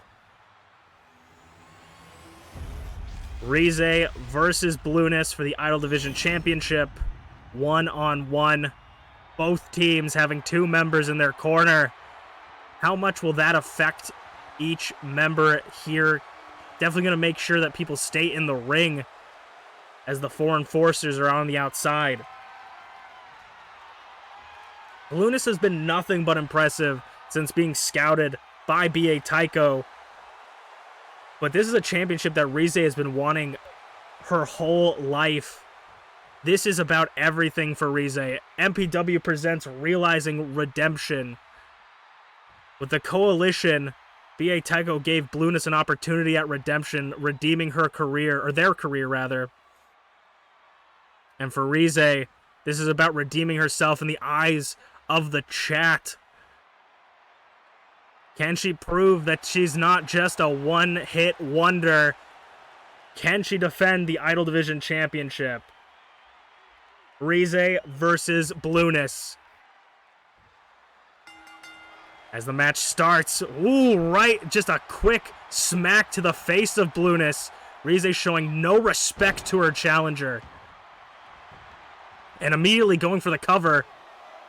2 count, immediately, maybe, I mean, 2 counts don't mean that Blueness is out just quite yet. Maybe that smack rocked them a little bit, but maybe they're just taking it slow early on, trying to conserve energy for this matchup. An early 2 count for the champion as they meet on the outside. Of course, championship advantage is in effect, meaning that if Rize loses or wins by a disqualification, no matter what, will retain the championship. That includes count-out losses. So Blueness has got to make sure to keep Rize in the ring and keep weapons away. Jawbreaker by Blueness. I don't know who I would put my money on here in a match like this. Both of these two are just incredible talents in their own rights. Blueness, moonsault. Ooh, kind of didn't quite get what they wanted to, but got a little bit of it. Dizzied them enough for Rize to be able to capitalize, though.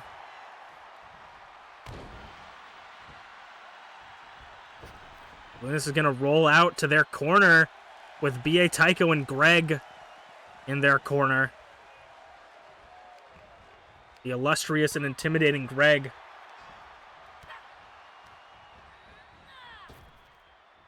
And now Rize says, you want to be on the outside? How about I throw you into the lion's den? Ayasu is not allowed to hit Blueness, but can definitely keep them in the ring. Drop kick. We'll see how much that interference affects this match and how much Rize appreciates it. I don't know if Rize was really expecting Ayasu to go out like that. I mean,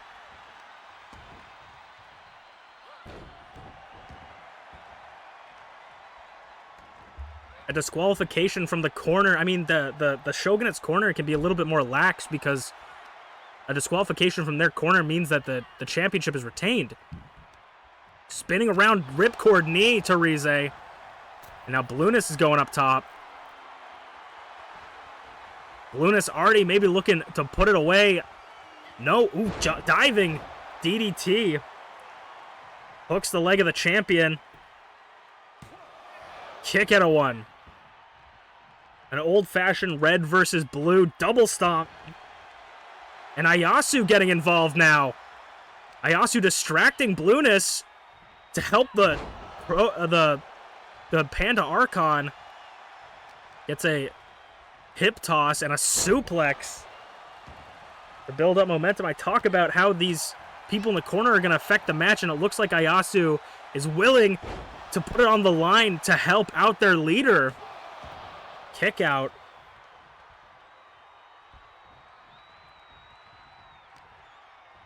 Blueness, Hurricane Rana.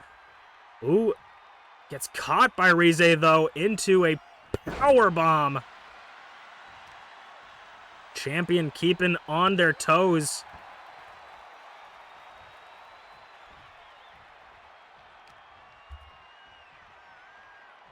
And a suplex.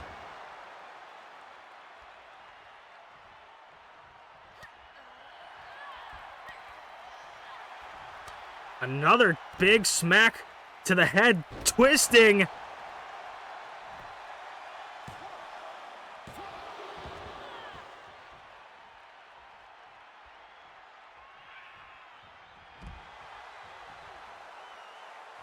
And now Colin ready to risk it all over the top. Rize cannonballing straight over the top onto Blueness. I wouldn't say Rize is a high flyer necessarily, but showing that high flying power.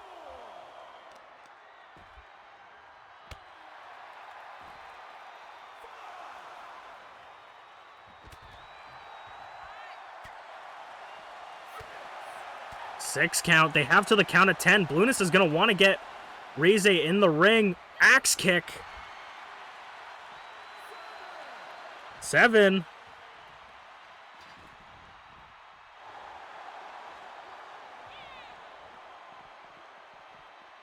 Eight.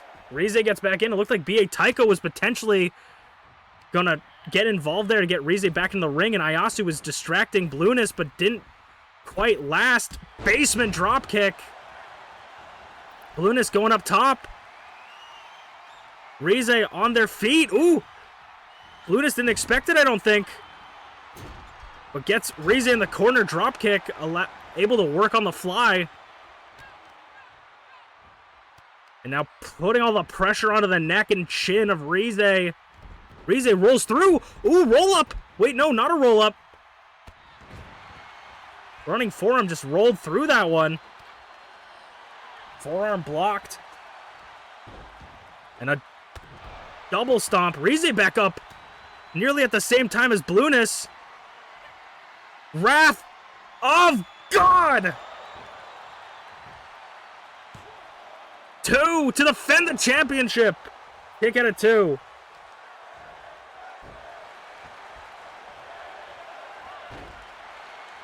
Blueness trying to get back into it. Blueness has definitely taken more damage in this match than either of the two. If they want to become champion, they're going to have to do something big here. That's exactly what they seem to be doing. Trying to knock Rize off the apron.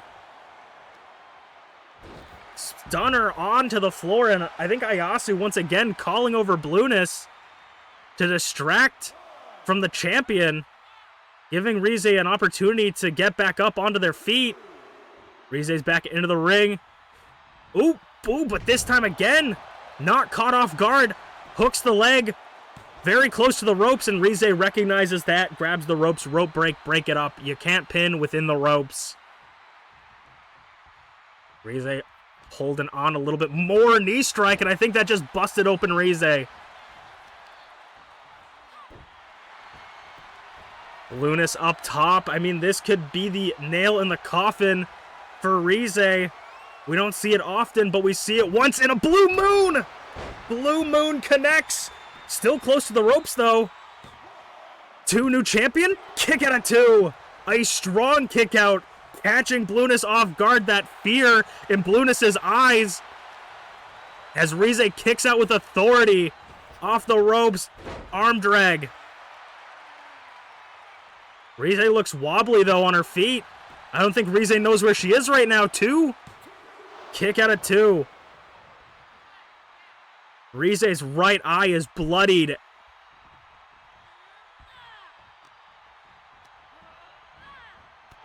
And a leg lariat.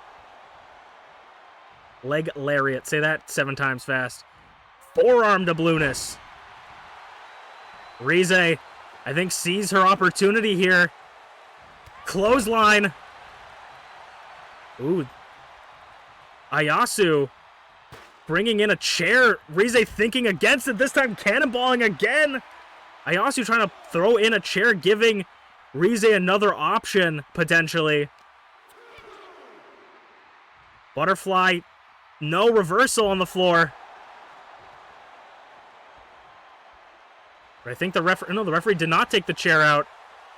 Greg and B.A. Tycho not dare touch the champion in case they may get disqualified. German suplex! Onto the floor. 2 count. Are we looking for another? No, a deadlift. Just flattening face first onto the concrete. 3 count. Rize gets back in. Blueness up on their feet. Ooh, getting out of their grasp, slipping out of it. Inverted DDT. Blueness is trying to slow it down now.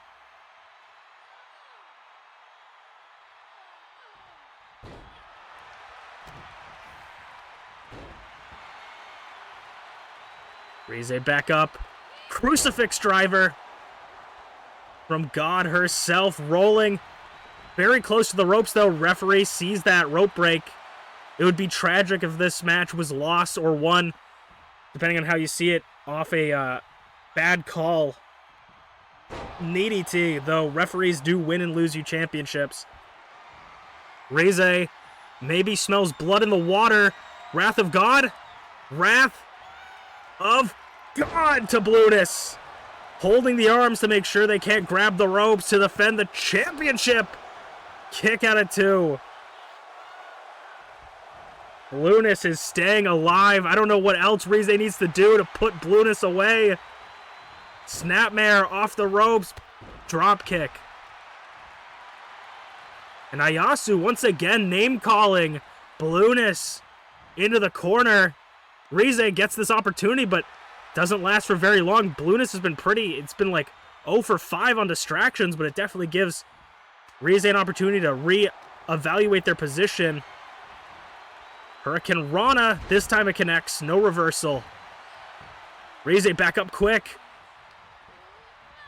Off the ropes, ducks under. Jumps over. Bumps him. Rize with the flying forearm, but a kip up by Blueness. Neither one showing anywhere. Scoop slam.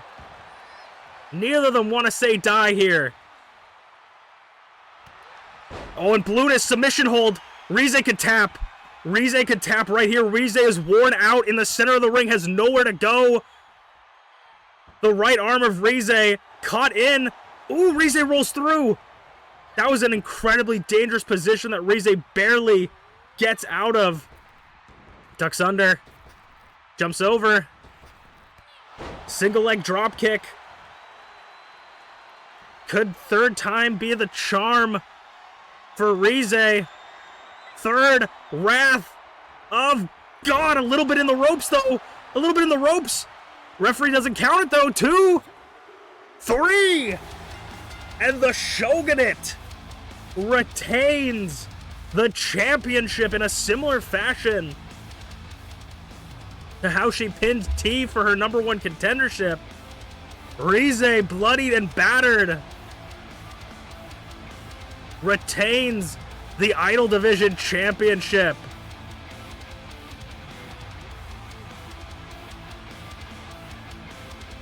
Do you acknowledge her yet as the Panda Archon and your Idol Division Champion?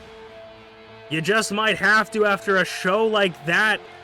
But this was MPW Presents Realizing Redemption. Have you been redeemed? I'll see you guys next week for some more MPW on Thursday. I'll see you guys then. It's not actually the end of stream. Dude, I did, like, halfway through there, I did not know what was going on.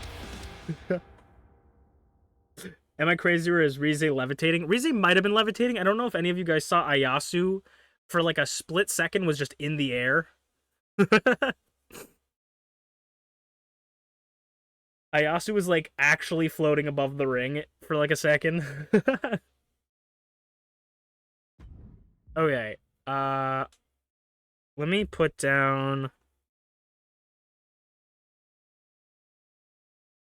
I gotta make sure I remember that the Shogunate have a +1 in the tournament. So we're gonna load up the next show. We're gonna start inputting some stuff. I'm very happy. I didn't actually know where that was gonna go in that match.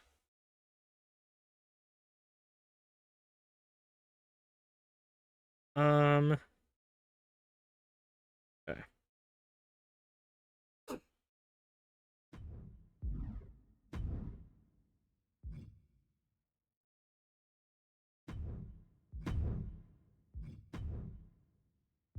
I think it's this, yeah.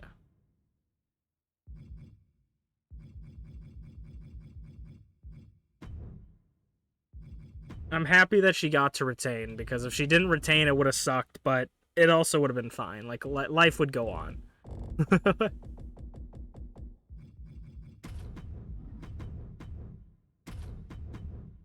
And then...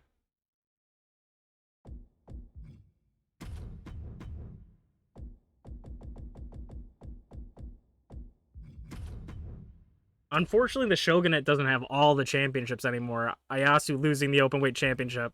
They could have definitely had the Tag Team Championships and the Idol Division and the Openweight. That would have been crazy.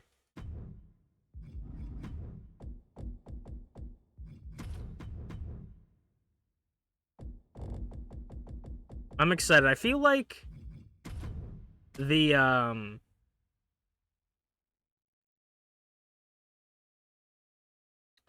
feel like the show after this one is going to be really cool. Especially if people have watched. So if you don't really know a lot of the characters, it might not be as cool. But oh, I also don't know if I ever said this. Because I think I was going to, but then I forgot. But I was going to say that... I was going to say that with the Usaino versus Rocky match, Usano, I had it booked because you can book things to happen, but sometimes it needs specific parameters to happen. And something that I booked was if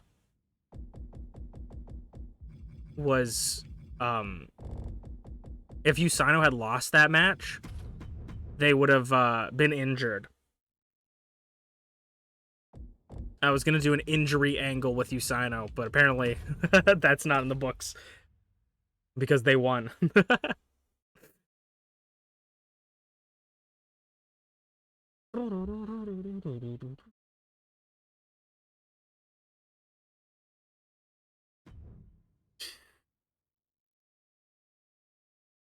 Also, yeah, Rize's design goes hard. For sure. I am disappointed that Blueness didn't win, but I feel like Blueness needs to sit back. They can get their championship later. You know, it's Rize's time to have a long run with the championship, for sure. Ugh.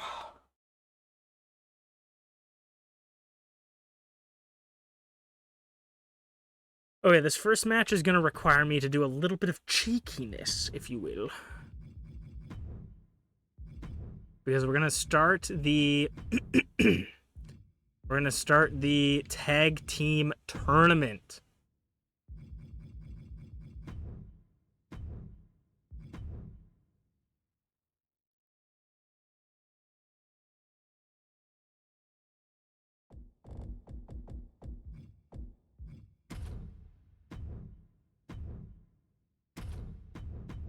Also, I feel like last time we did this, I don't know if anybody remembers, because I certainly don't, but I think Azanaza and Ayasu fought Angel and Unchained previously, I'm pretty sure.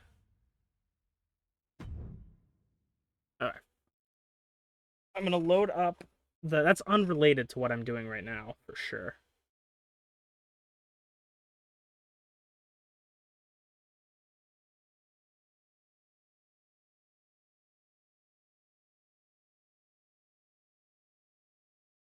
Also, I saw this asked earlier on.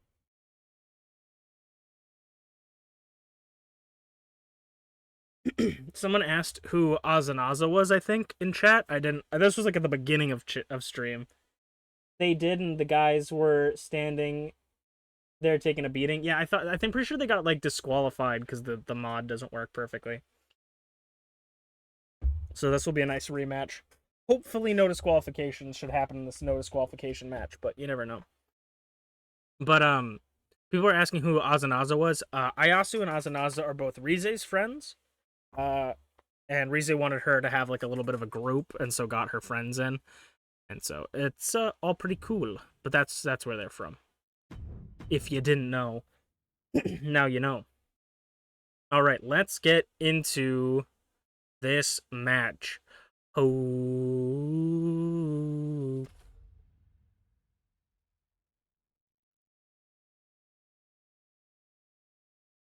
And hopefully everything works the first time.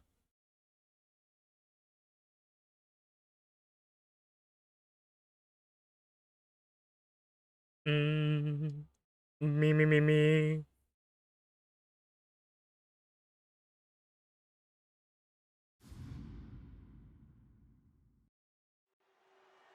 Hello, everybody, and welcome back to Masu Pro Wrestling. I'm your host and sole commentator, Masu Pro Wrestlington, and tonight we are going to start off the first ever inaugural MPW Tag Team Championship Tournament.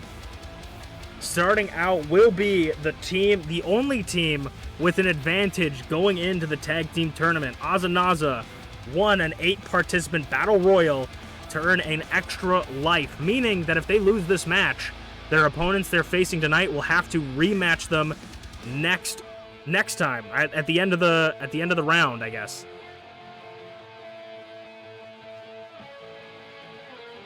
So they have an advantage. This is at any point they lose, not just this round. If they make it all the way to the finals without losing a match, they will still have that extra life going into the finals, and that could very well be the defining thing they have going into the championship match.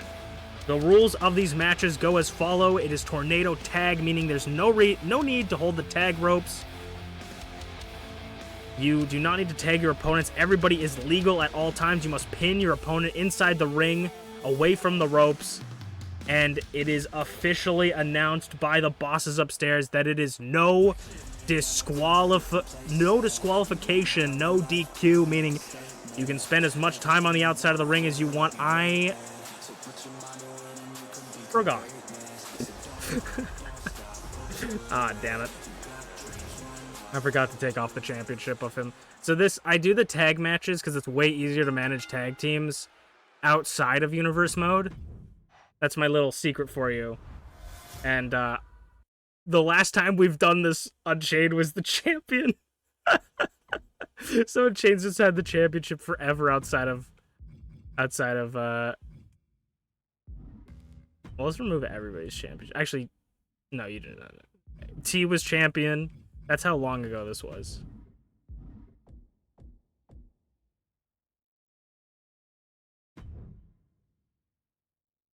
That's so funny. Because I literally made that conscious thought in my brain where I was like, oh, I need to remove that later. I made that earlier today. I thought about that and I was like, I need to remove that later. And then I didn't. It's all good. It's all good. I'll just say the same thing I said. This is what I did for the tag tournament as well. Okay.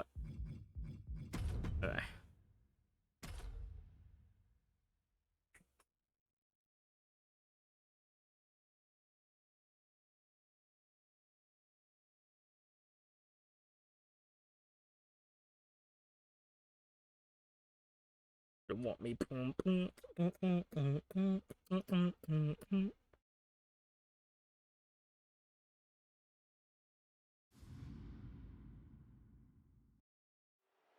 Hello, everybody, and welcome back to Masu Pro Wrestling. I'm your host and sole commentator, Masu Pro Wrestlington, and tonight it is the night after MPW presents Realizing Redemption, and it is the first match of the inaugural MPW Tag Team Championship Tournament. Starting us off will be the team of Azanaza and Ayasu, the Shogunate. And the only team coming into this match with an advantage above all other teams. Azanaza outlasted 7 other competitors in a open weight battle royal, winning themselves an extra life, meaning that it's double elimination for only the Shogunate.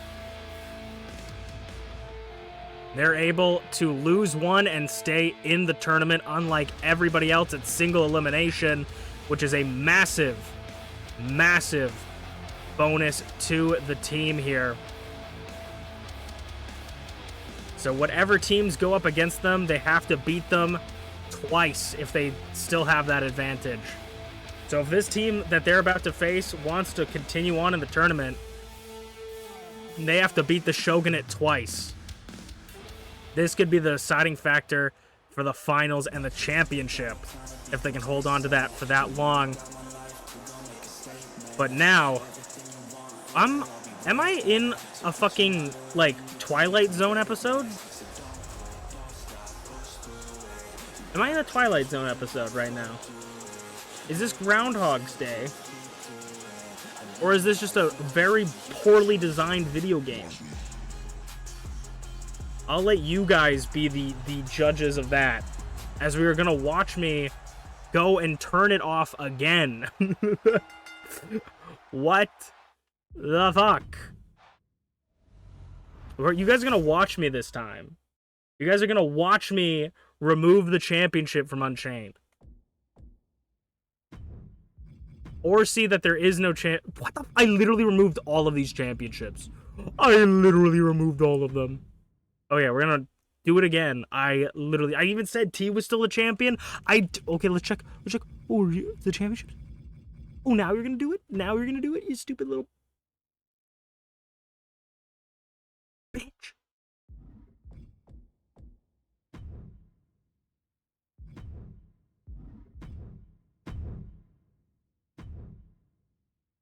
No, we're not doing this at the Great American Bash.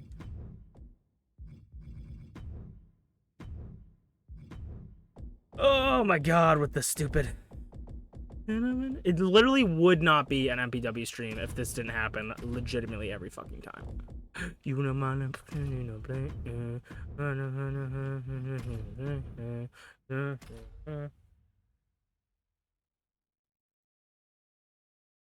If he comes out again with it, I'm going to say he bought a Walmart toy. And that's going to be the canonical reason.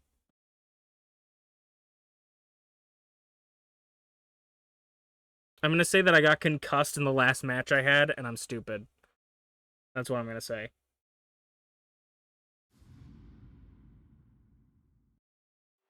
Hello, everybody, and welcome back to Masu Pro Wrestling.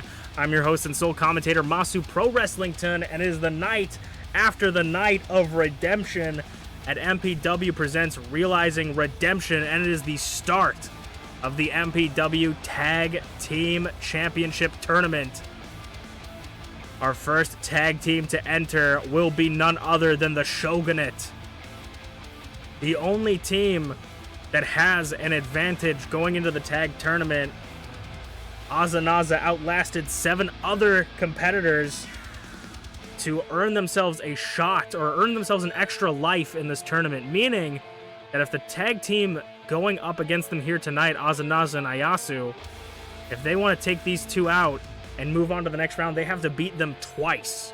This could be the defining factor potentially in the championship match. It is an incredible advantage going in. It is essentially putting them in a single elimination tournament as in a double elimination contender. Ayasu and Azanaza are incredible talents in MPW. Former openweight champion Ayasu coming off of a big loss, looking to get gold around that waist once again. And these two are very familiar with Azanaza and Ayasu. The last time these two stepped in a ring with them tag team wise was against these two. It is Unchained and Angel. Angel unfortunately was eliminated in that battle royal representing the team of the Fallen. These two aligned themselves towards the end of season 1, and finally they're looking to take the tag team division. Now that there is a tag team division, they're here to take it by storm.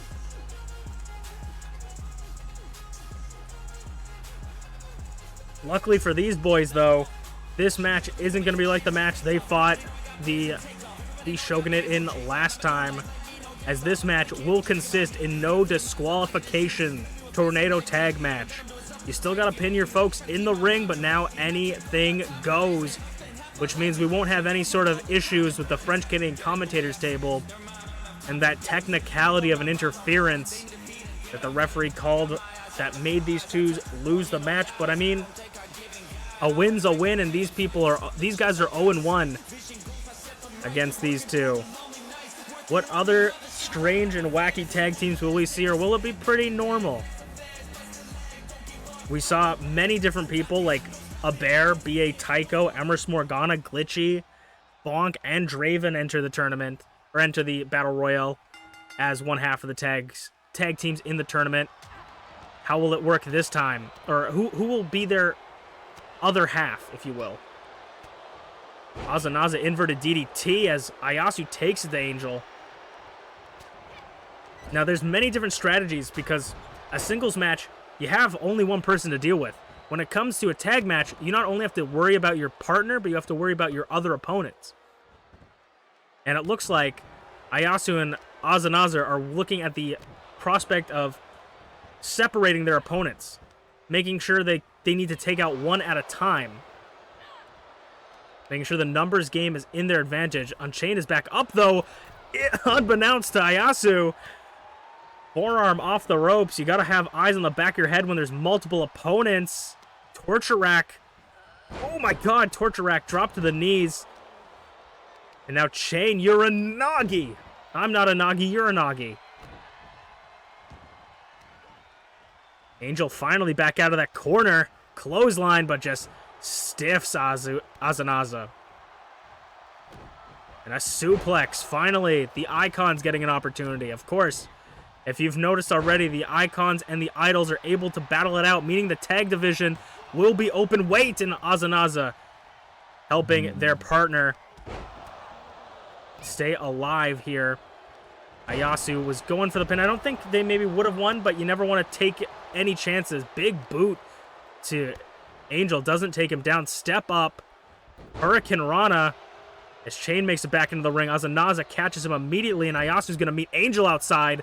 They can stay as long as they want on the outside, but they cannot win on the outside of the ring. Azanaza gets sent off the ropes in a leg lariat by UnchainedAwesome.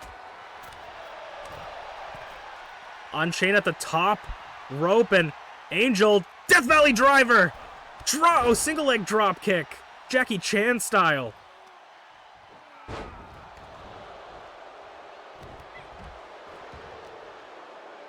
Ayasu and Angel giving the French-Canadian commentators a show after their break from Saturday. Ayasu working over Chain's legs. As it seems to be even for the teams, as Angel is taking it to Ayasu and Azanaza is taking it to Chain. I don't know what Angel's looking for here, but Ayasu reversing it. Azanaza diving from the top rope to pin, looking to move on in the tournament. A near fall for Chain. He's got to be careful, and Angel's got to make sure to watch his partner off the ropes. Flying forearm. Ayasu doing a great job at distracting Angel, but definitely she wants to keep an eye on her partner.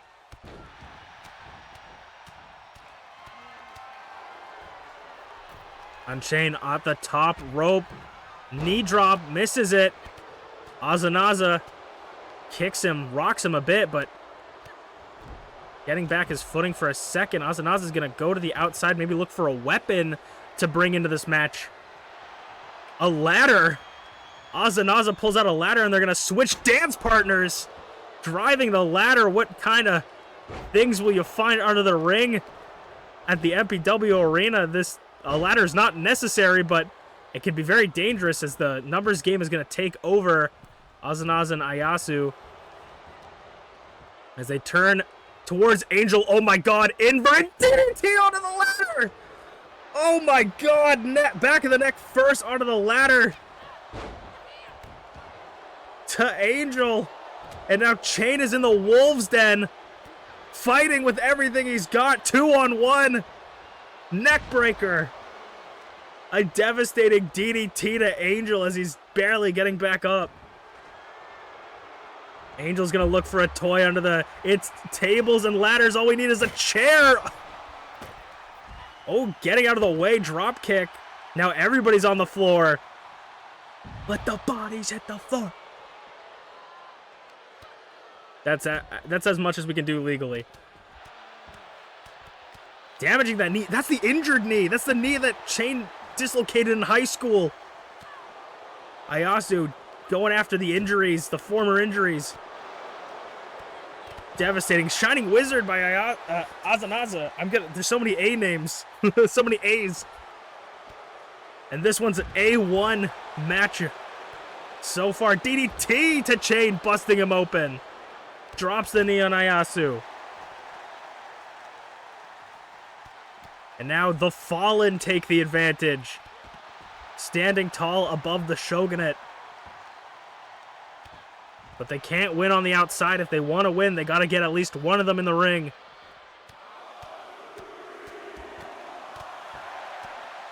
Spinning discus. Clothesline. The king of the clothesline. Chain nearly knocks Ayasu's shoulders clean off. Sends Ayasu down the ramp, looking to maybe do a 2-on-1. Nope. Thinks against it, going back out. And Angel rolls up Azanaza. Kick out of 1. Now Chain is just going to take it to Ayasu as the battle spills all over the arena. With no countouts, anything's allowed. Ayasu reverses control and ground and pounds. Off the ropes. Angel, landing on the ladder. If anyone, Angel is not going to care about his health and safety. And Ayasu just beating the crap out of Chain on the outside. Oh my god, Angel's taking so many bumps on this ladder. Off the ropes. Nope. Chain and Ayasu going to war on the ramp. Angel, fall from grace. Fall from grace to Azanaza. To continue to keep themselves alive in this tournament. To take away the advantage. Nearly.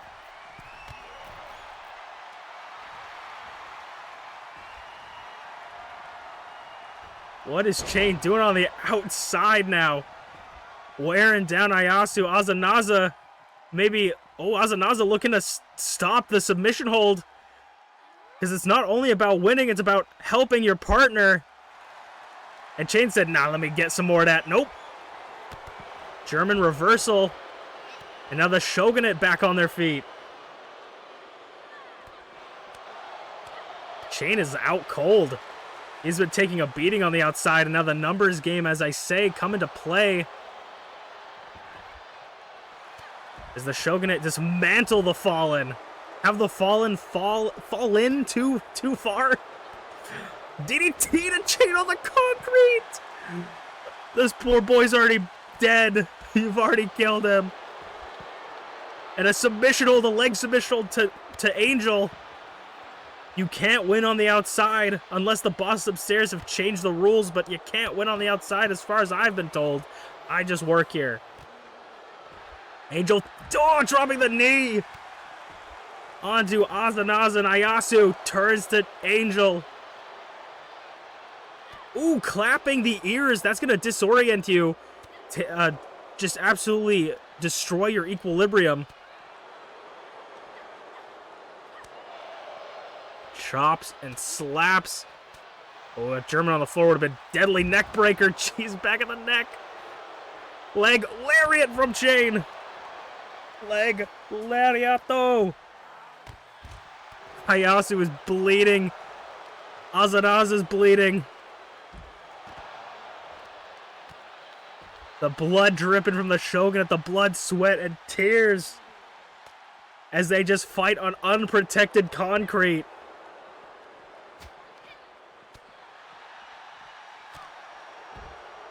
Flatliner.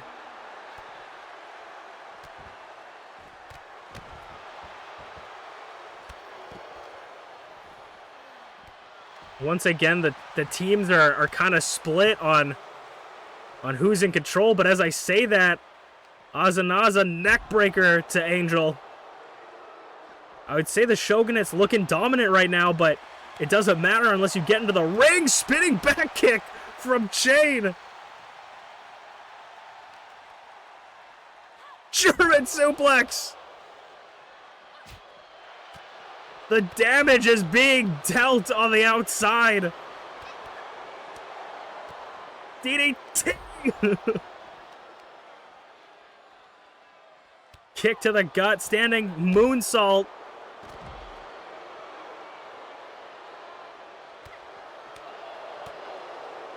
And some more punishment to the boys. Oh, Chain's back up. Uranagi to the concrete! They're not even worried about winning the tournament. They want to dismantle their opponents.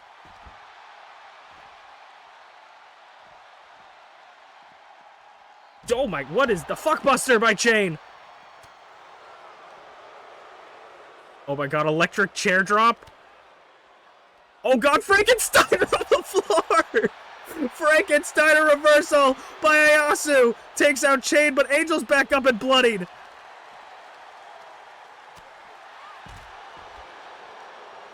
These two teams just want to kill each other. This is a murder. How will these teams be able to continue in the tournament? Knee to the head of Chain. Azanaza running neckbreaker.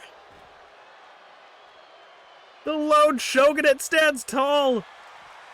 Knee strike.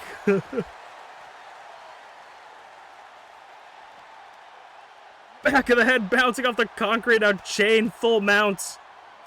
Ground and pound.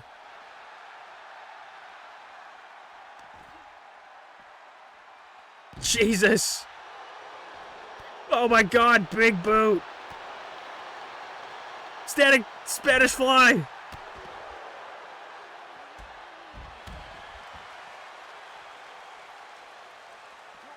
I think they've forgotten about the tournament. I think all 4 of them are concussed. And just know they have to beat the shit out of each other.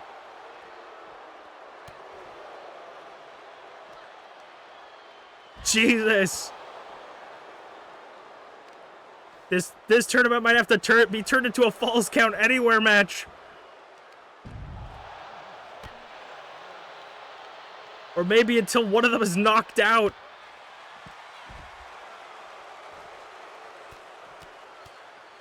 Inzaguri giving the front row ramp fans a big match here.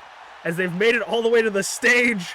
They are working the opposite direction to the ring. Azanaza missing the swing. Getting behind Chain, elbows. German suplex reversal.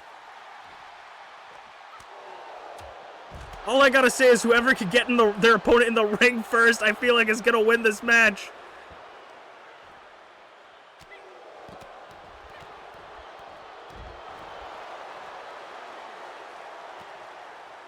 Is it a full moon tonight? What's happening?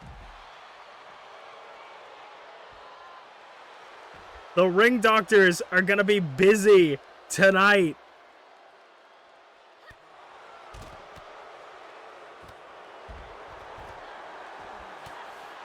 Jesus, this is just Fight Club. And a DDT to the floor. Oh my God. I think the Fallen have taken their loss to the Shogunate too personally, and this has become a grudge match. They're looking to make sure that if the Shogunate win this match, they're not going to be able to continue even with their advantage. Win or lose, they don't want the Shogunate to continue. Jesus! DDT! And Ayasu now.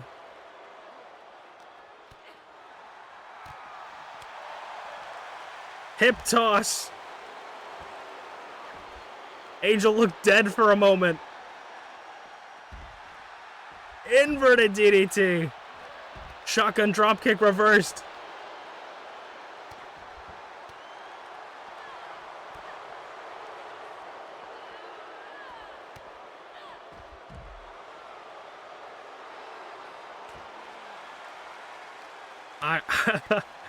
Oh my God, I don't even know what to say anymore that hasn't already been said.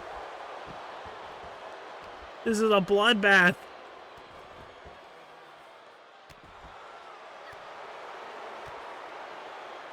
Maybe open weight tag team matches need to be contested in open weight rules with Falls Count Anywhere.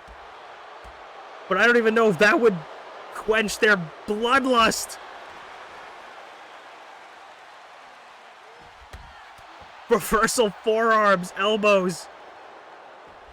This is anyone's game, I think. I think everybody is deeply concussed and injured. And whoever can get in the ring first with their opponent, I think might win. That elbow was personal for Masu to Unchained. Again, see, look at that. That's just personal attacks.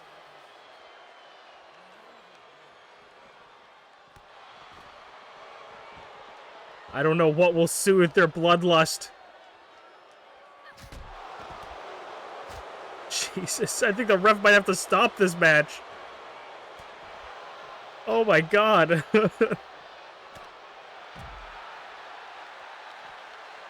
German suplex.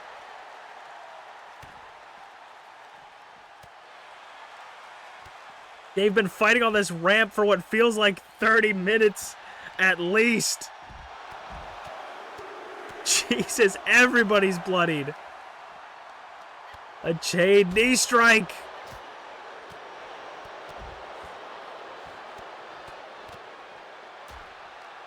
This is just turned into a all-out brawl. Oh my God, Angel, do not power bomb. Reversal.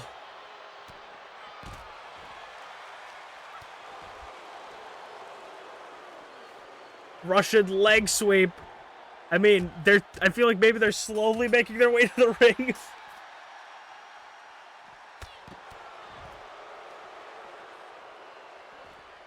Working over the arms of Ayasu. Headbutt with the horns. Ripcord forearm. Inverted DDT to Chain.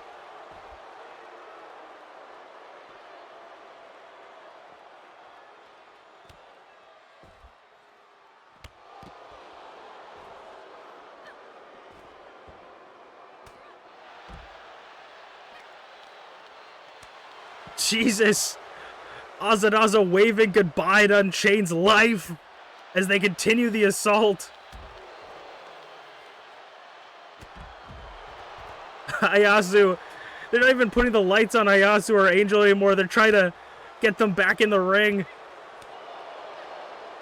They're not trying to humor them anymore as the Shogunate 2-on-1 assault.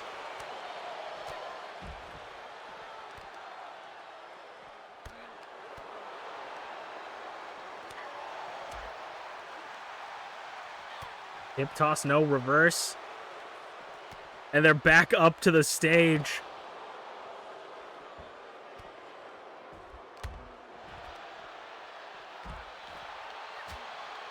They might fight down all the way to catering, all the way through the parking lot.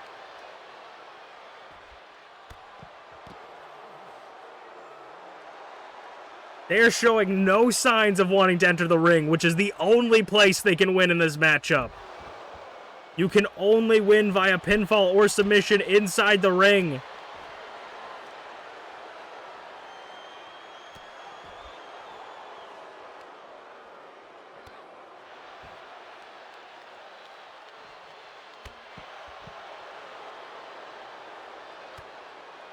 But it seems like they want to fight to the death.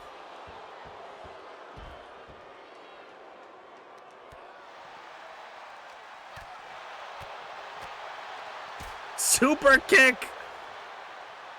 German suplex.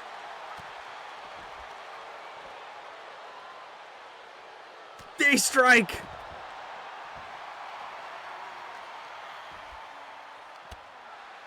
We'll continue the action after MPW's commercial break. I think I have to. I think I legitimately have to. Because they are refusing to do anything. Alright. I'm gonna try and just move them towards the ring. Move. Chain, I'm controlling you, Chain. Okay. We're trying to move Chain to the ring. And then I'll try to remove Ayasu to the ring, maybe. I'm gonna move. I honestly don't know how to play this game, so I'm gonna just like move him all the way over here, maybe. Yeah, Ayasu, follow me, Ayasu. We're all just gonna walk over here. Okay. I'm gonna remove this just to give them some ideas. Okay.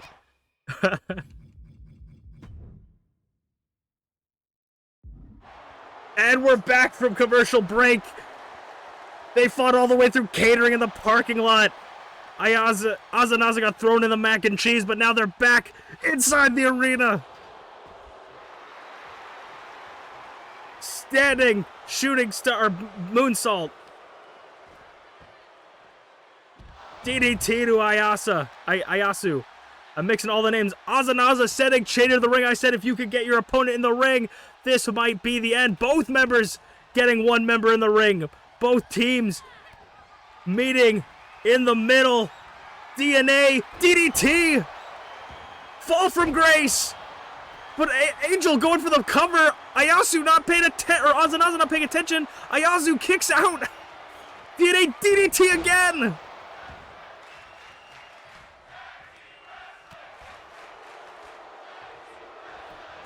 And now goes for the cover on Chain, breaks it up. You gotta get your other opponent out of the ring. You can't have everybody in the ring. As both members of the Fallen roll to the outside.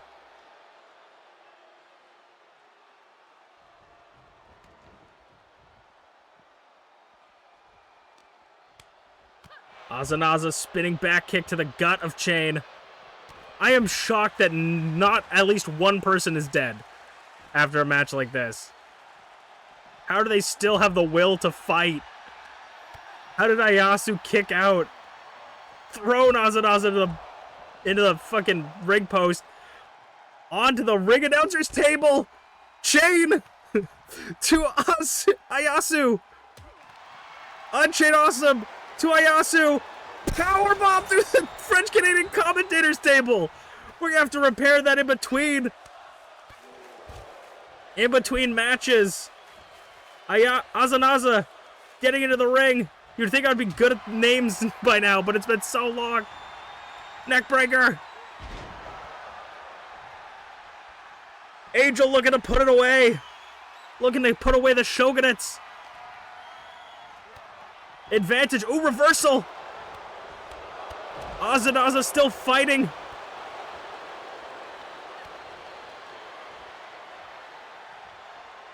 And Ayasu. Angel rolling through. Ayasu in the ring now. Both teams in the ring. Ayasu all alone. Chainmaker! Chainmaker to Ayasu getting thrown through a table. 2, 3, and the Fallen take the first match. But they still have to have a rematch. They took the Shogunate's advantage early. An incredibly hard fought. I think the bosses upstairs might be having a chat with me about making this Falls Count Anywhere. I mean, whenever Angel's in a match that isn't Falls Count Anywhere with no countouts, he just takes it personally. But the Fallen pick up the first win in the tag tournament, but don't move on to the second round. But we will finally move on to the second match.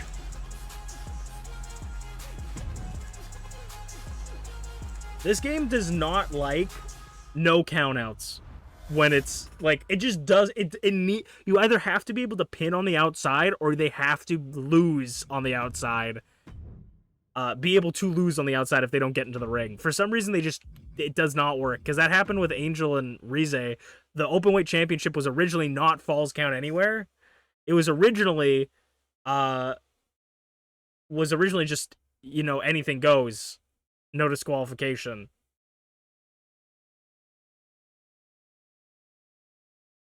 We're gonna need an extra mop and a bucket after that one. Exactly. Jesus.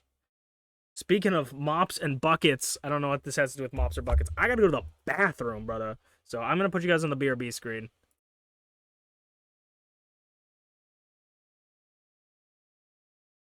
Here's the Merlin chicken. Merlin chicken. Wait, why are you dancing? How are you dancing like that? Me? What? Oh, yeah, Sleepy's dancing. What? Sleepy's like rolling his shoulders back and dancing. Yeah. Dude, you're moving. Wait, hold on, I'm opening Look at him go! Look at this dude. I'm really proud of my bare hole. It's so wide. Yeah, I have a Pop-Tart. Good. I'm gonna pop your tart in a couple seconds. I don't know if that came off horribly, but it sounded better in my head. We're gonna watch a little fireworks show. Did the man just steal your Pokemon? No, that was his Pokemon. He was looking for it. We were helping him look.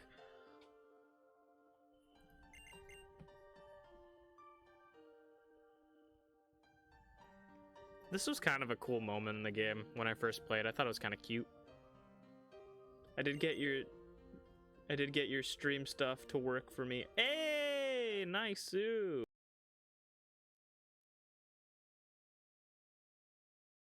Let's play What's in That Shulker?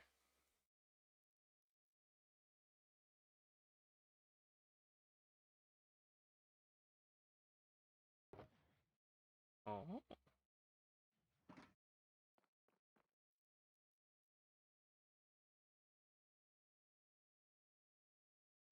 I'm back. Ooh. Who attacked me?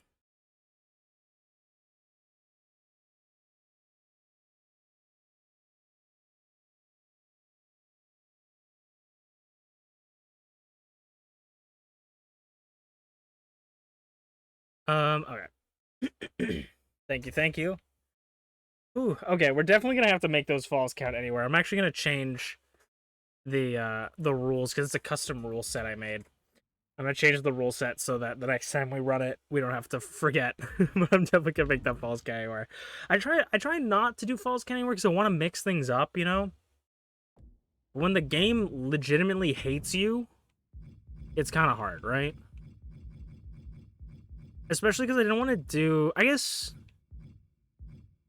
I was gonna say I didn't want to do it because the double eliminator was anything goes or falls count anywhere, but it wasn't. It's either that or allowing KOs on. If we want to allow them to knock each other out. We could put no exiting. We could put a 20 count in. I just don't want to do countouts because I don't want everybody to be in the ring, you know? Because when everybody's in the ring, they can't pin anyone, so it's like a... tag matches are a struggle, but I want to do tag matches because I like tag matches. All right. Enough jabbering. Enough yapping. Let's get into the second match of the night for this show. Second match of the second show.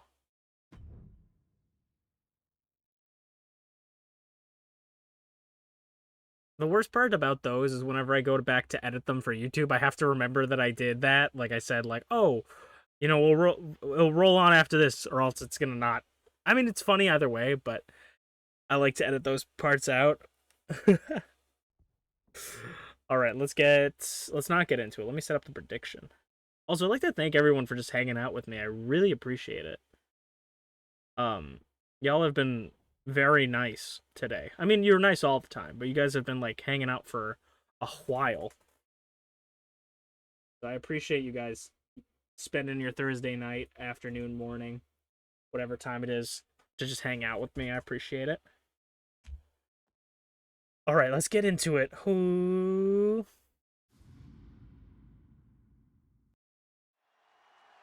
Oh my god, I didn't think it was gonna happen. Oh, we're on the second match of the night.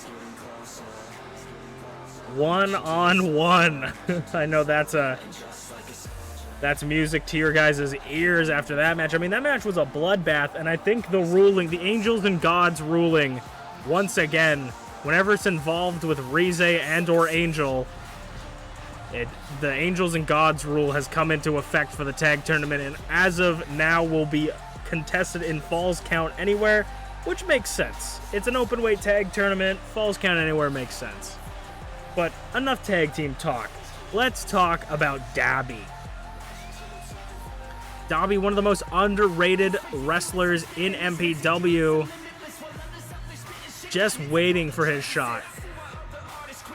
What we like to call the show after a big live event such as Realizing Redemption, we like to call it No Man's Land, because everybody is kind of at the same starting position. You know, some people maybe have more benefits than others depending on how the show happened, but everybody has a similar opportunity to earn a title shot, and Dabi has been fiending for an Icon Division Championship title shot.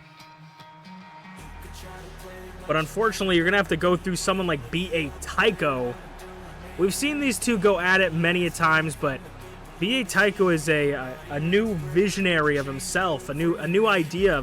B.A. Tycho 2.0, if you will. The leader of the coalition of humans against treachery. This man says that he's here to uphold justice in the MPW arena. He says that he speaks for the chat and he hears you.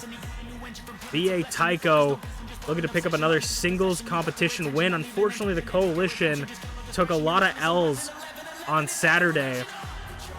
B.A. Tycho was the second last person to get eliminated. Was the last person to get eliminated. The runner-up for the Battle Royal for the tag team. And Blueness was unable to pick up a win against Rize for the Idol Division Championship.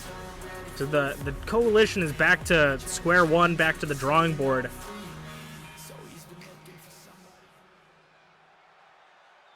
B.A. Tycho versus Dabi. Two powerhouses Who's going to come out on top and using the momentum out the gate from Dobby, just going to scoop him up. I mean, Dobby, look, we love everybody in MPW, but Dobby has a unique style that I feel like is underappreciated when it comes to MPW. And after seeing that matchup we had with the tag team, I feel like Dobby might be a perfect fit for the tag division, as Dobby is much less of a wrestler and more of a bare-knuckle street brawler. He's the kind of guy that maybe wouldn't win an Olympic gold medal in wrestling, but he's the type of guy that you wouldn't want to meet in a bar after you pissed off his girlfriend.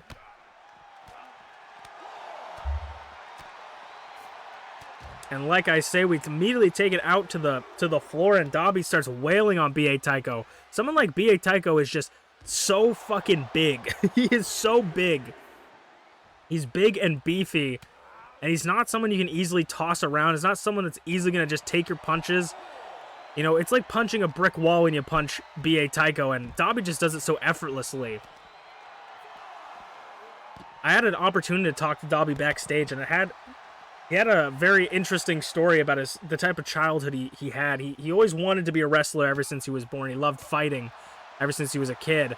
7 count. They got to make it into the ring unless someone wants to get counted out. B.A. Tycho's going to make it in. But he said his dad took this and said, you know, kid, if you're gonna become a wrestler, if you're gonna become a fighter, you have to put your all into it. And he told him, every single day, I want you to go in, and you see that tree over there? They have this old oak tree outside there. So you see the tree over there?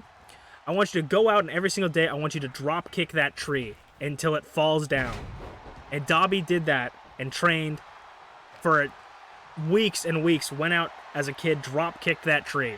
Never knocked it over, but I think that's the kind of strength and determination he had. He's willing to punch a brick wall. He's willing to drop kick a tree to get into this business. And he never gave up. He never gave up. Still to this day, whenever he goes to visit his family, he drops kicks that tree.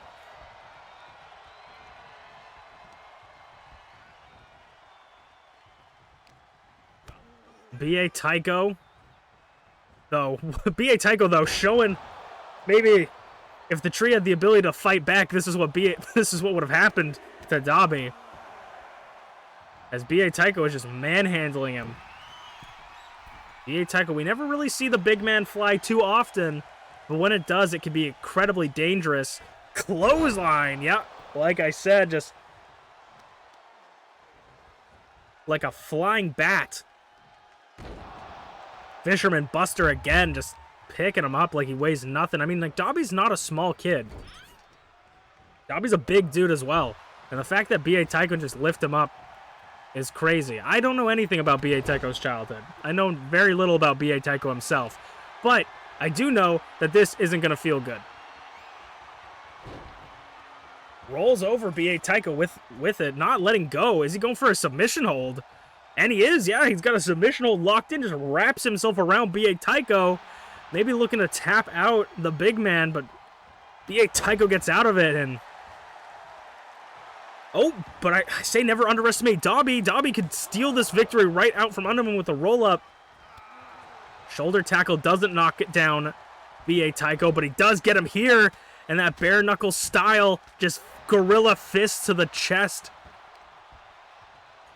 Removing all the oxygen, expelling the oxygen from B.A. Tycho's lungs, and you know it's probably not the easiest to breathe through that mask, so breathing is incredibly important for B.A. Tycho. And I think B.A. Tycho's about to feel the final ignition from Dobby to put away the former openweight champion. B.A. Tycho nearly, like I said, you never want to underestimate Dobby when it comes to these kind of matches. And now gets him in the gator roll. I don't know where Dobby's from, but I would say Florida might be a fitting place. I'm not quite sure. Punch to the gut. And a belly to belly, just dumping him like a sack of shit. Dobby gets turned around in plain sight. Coming, no. And a strike to the spine. Pulling B.A. Tycho over to the ropes. What could Dobby be thinking? Just punching him boxing style up and over, though. Does B.A. Tycho. send Dobby, and now Dobby is in a precarious situation in front of the French-Canadian commentators table. What could B.A. Tycho be thinking from the top to the floor? Collapsing with that clothesline.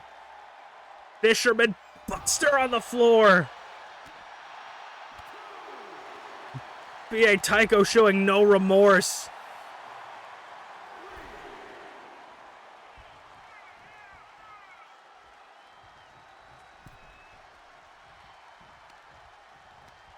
Dobby sending B.A. Tycho, catching him off guard as he enters the ring. Into the corner and a big splash. A stinging splash by Dobby.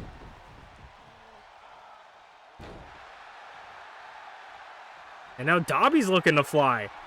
I mean, we talk about we don't see the big man fly very often. We don't see Dobby fly very often. He thinks, yeah, how about not? I choose to get off from here. B.A. Tycho sent to the corner.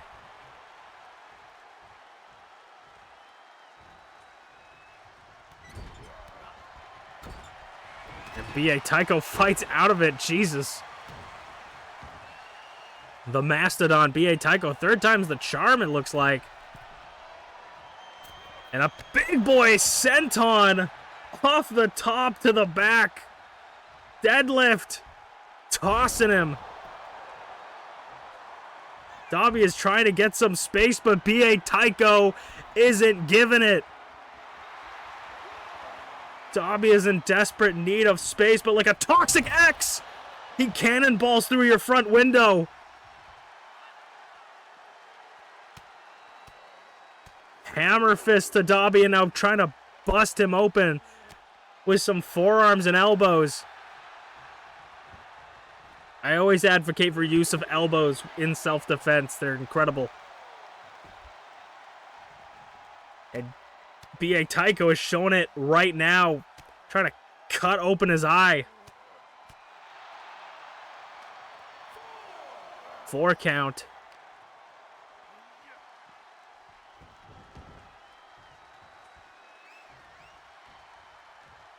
B.A. Tycho circling the ring like a shark. Just looking for his moment to strike, and I think he just might have found it. Dobby is wobbling. In plain sight to Dobby to put him away in this singles match. No! Dobby kicks out at 2. B.A. Tycho back up. Bear hug. Reversed.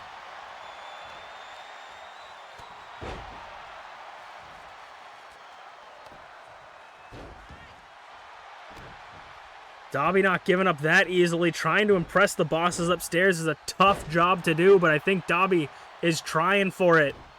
Big stomp to the face.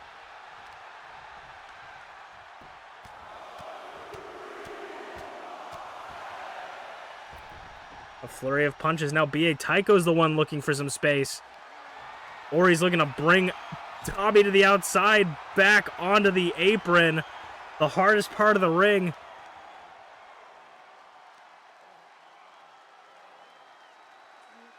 And now he's slowing it down on the outside. Referee's discretion, of course, for how fast they want to count. They just have to count. It's within their contract. They want to make sure that the wrestlers have an opportunity to fight, but they also want to make sure that they get in the ring.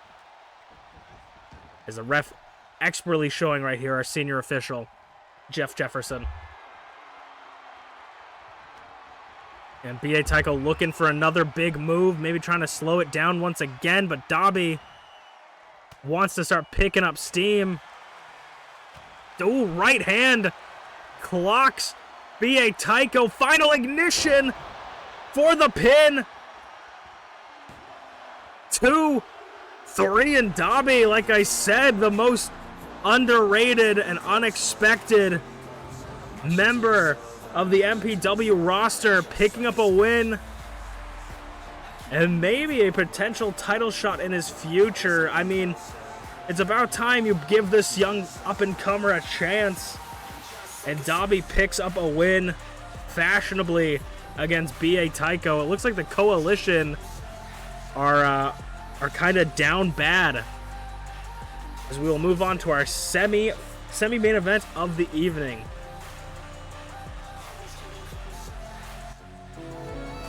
Oh, thank you so much for the follow, Pierce the GOAT. How's it going? Thank you so much for the follow.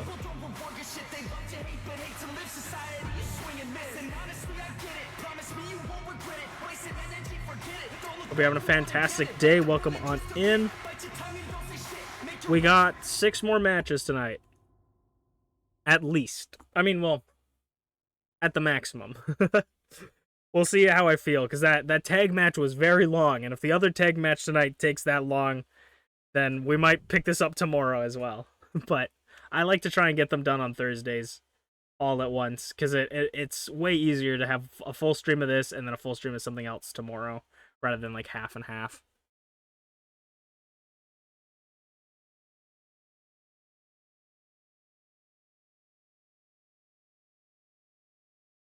But I hope you can sit back and enjoy the show. You guys get your snacks ready for the semi-main event of the second show. Let's get into it. Oh.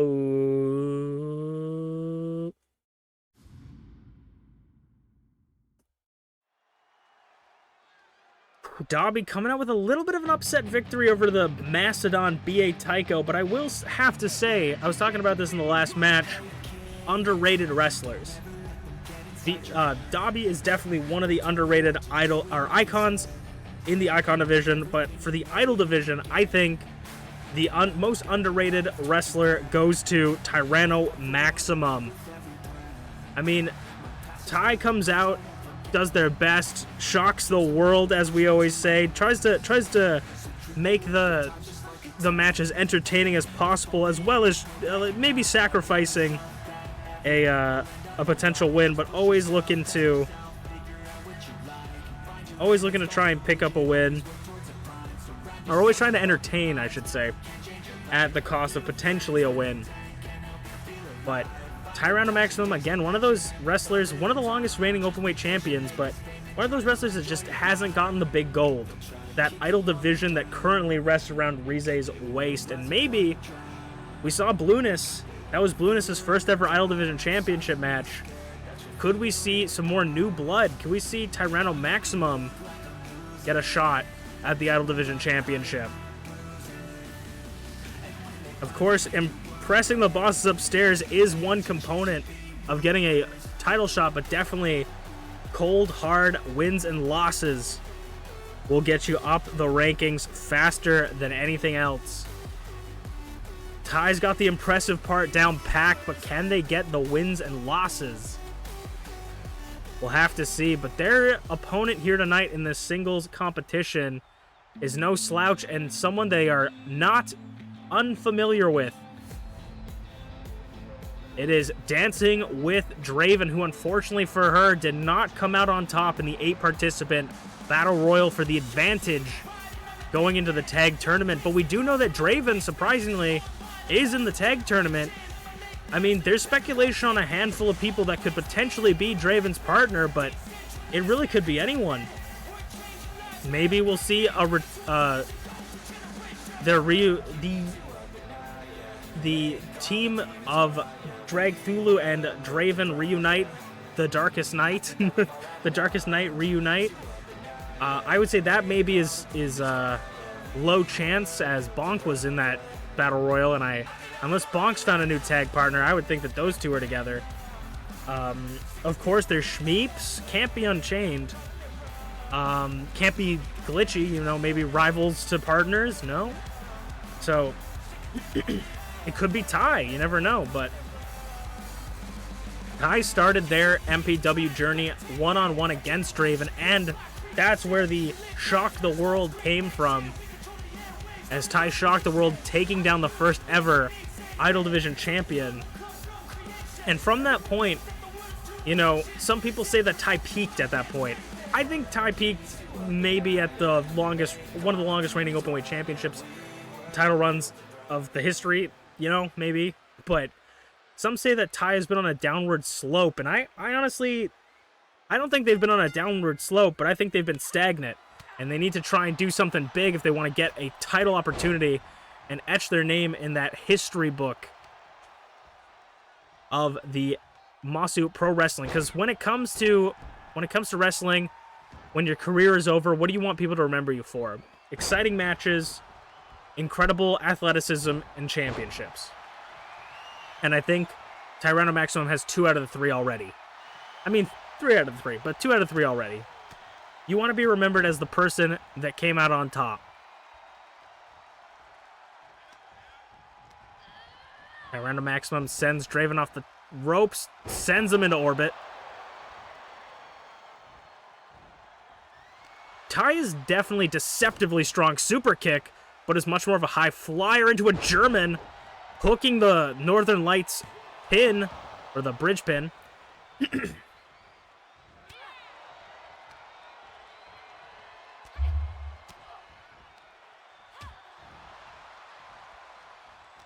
Draven, of course, wants to get back in that Idol Division championship picture.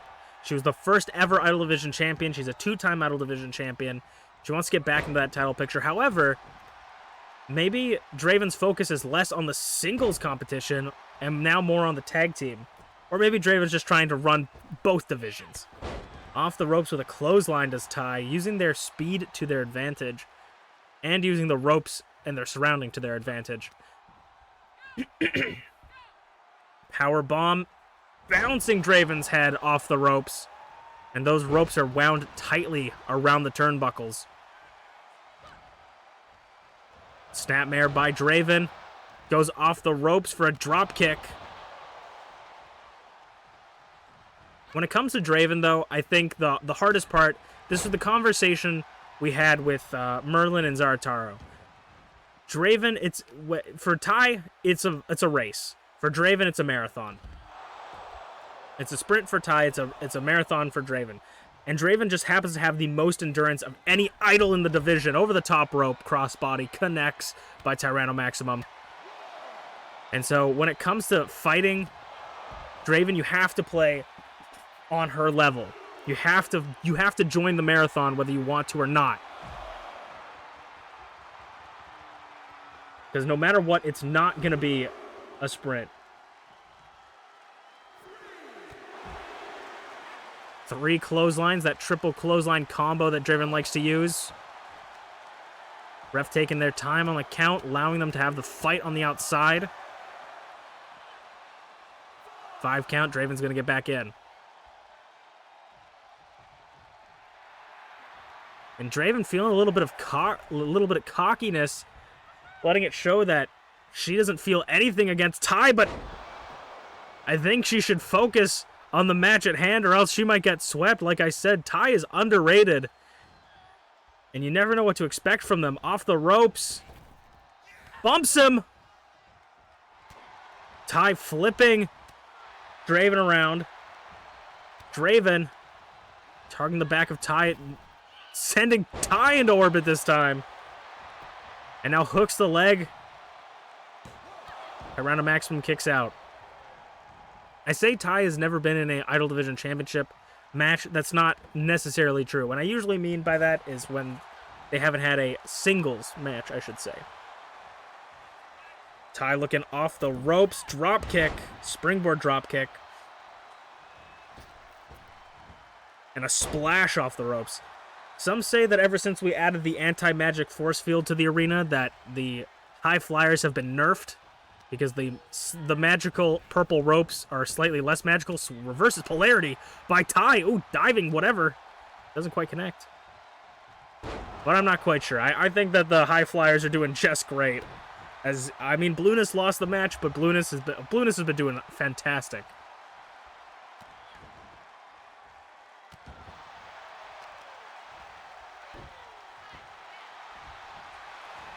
Clothesline from Draven. Ty's going to roll onto the outside. Draven's going to meet them there. And a stare down, just a short treaty. Ooh, my lord. Bouncing the back of the head of Ty off the knee. And now Ty just narrowly missing the drop kick. A little bit of a miscalculation from Draven. Draven's going to take her time.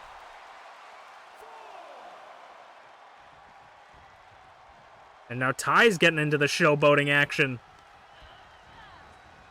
A little bit of a war of words drop kick. Draven has quite the pretty drop kick. And quite pretty deadly skills. I don't know, something. But speaking of that, sound of night. Good night, Tyranno Maximum. Draven might have just put Ty away. No, kick it a 2. And now Draven going up top. Everybody's going up to the high rent district. Elbow drop, but a crash and a burn. Don't check on the market, as it seems to have crashed for Draven. Kick out at 1, though. Draven showing she's got much left in the tank.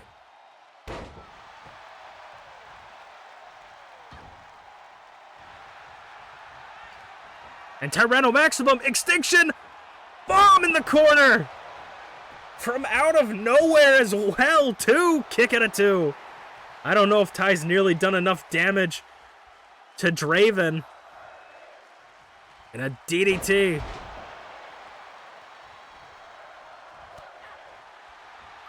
Shining Wizard. Off the ropes. Or clothesline.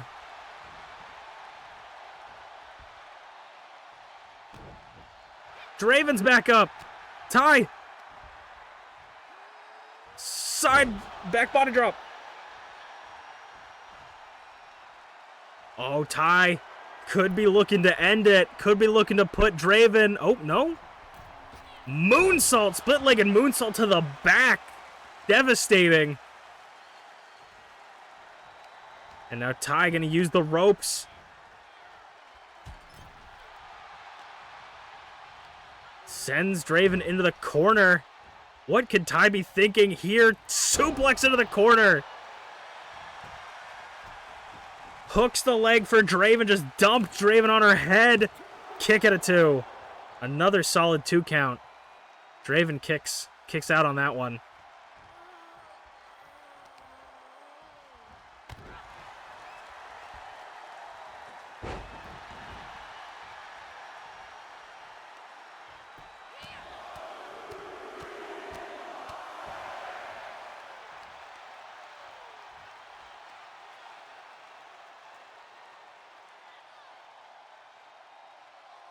Draven is gonna slow it down. I mean, if you think of the perfect wrestler, I think Draven comes to mind in some people when they think about the perfect style of wrestling. I think what pops in your head is someone that looks quite like Draven, which is what got her this much success in MPW. German suplex into the second one, and still holding on for the third. And this exact style is what's going to put Ty away. Sound of Night. Second time. Does it. 1, 2, 3. And Draven picks up another win. I mean, Draven hasn't been as dominant as she's been in Season 1. But maybe Rize's got to watch out. Maybe Draven is looking for another title shot.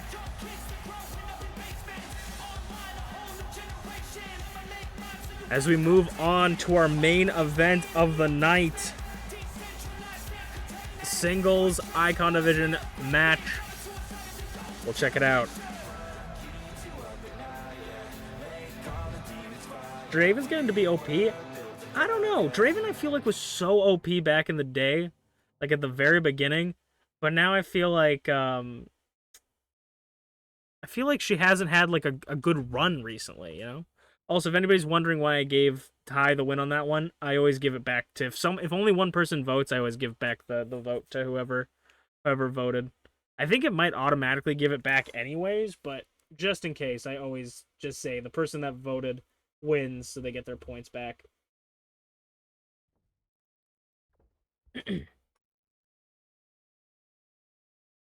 But we'll see, man. That's why I put Draven, Unchained, Merlin, and Garreth in the War Games match that whichever one got pinned would not be eligible for the World Championships, because I felt like all those 4 were like in the title contention like constantly. So I'm like, if I can get one of them gone, like all 4, I feel like would be too much. I wouldn't like be able to book matches. But if I get one of them gone, at least it would open up an opportunity for newer people to have, like, it won't like it would be one less person to deal with, kind of thing. So let's get to the main event of the second show, and then we have 4 more matches after this. Let's get into it.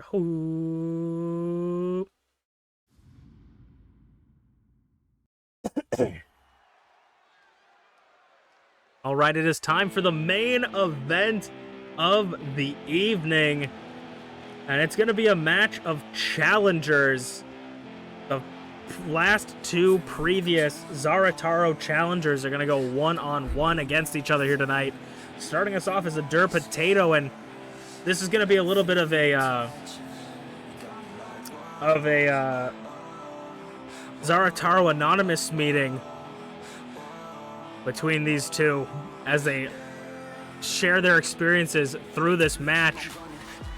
Potato had their first ever Icon Division championship match against Zarataro, their first ever one-on-one championship match, I should say. And Zarataro just dismantled Potato. Potato was still impressive. I still think Potato's a very impressive talent. I don't want to talk down and act as if I'm saying that Potato did anything less than what he could do. But Zarataro was that's just how good Zarataro was. And his opponent, of course, will be the opponent Zarataro defended the championship against on Saturday, last Saturday. It is none other than MerlinGTB Gambledorf the Blue.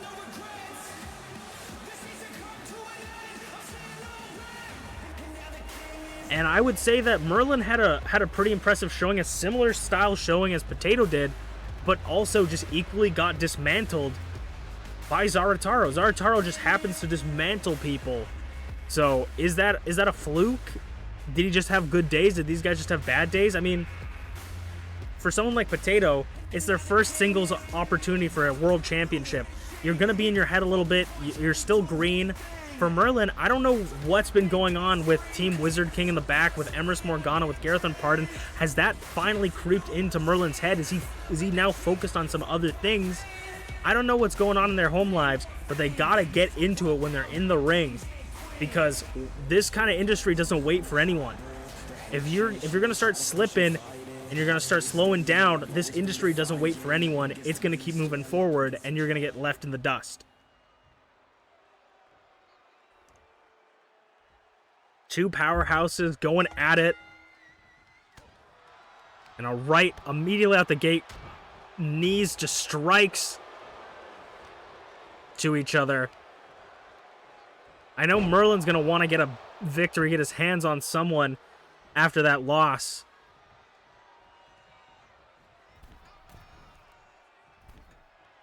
And a spinning neck breaker blocked. Swinging neck breaker, rather. And I know Potato's wanting to get back into this business, or get back into the title contention business, and show everybody that, you know, just because I lost my first opportunity doesn't mean that I'm like, you need to write me out. It was a fluke. I still can do it. Because wrestling is all about proving yourself to your opponent. And both of these two want to prove themselves to everyone in the crowd and to each other that they could do it. They can still get to it. Deadlift. Powerbomb to the floor.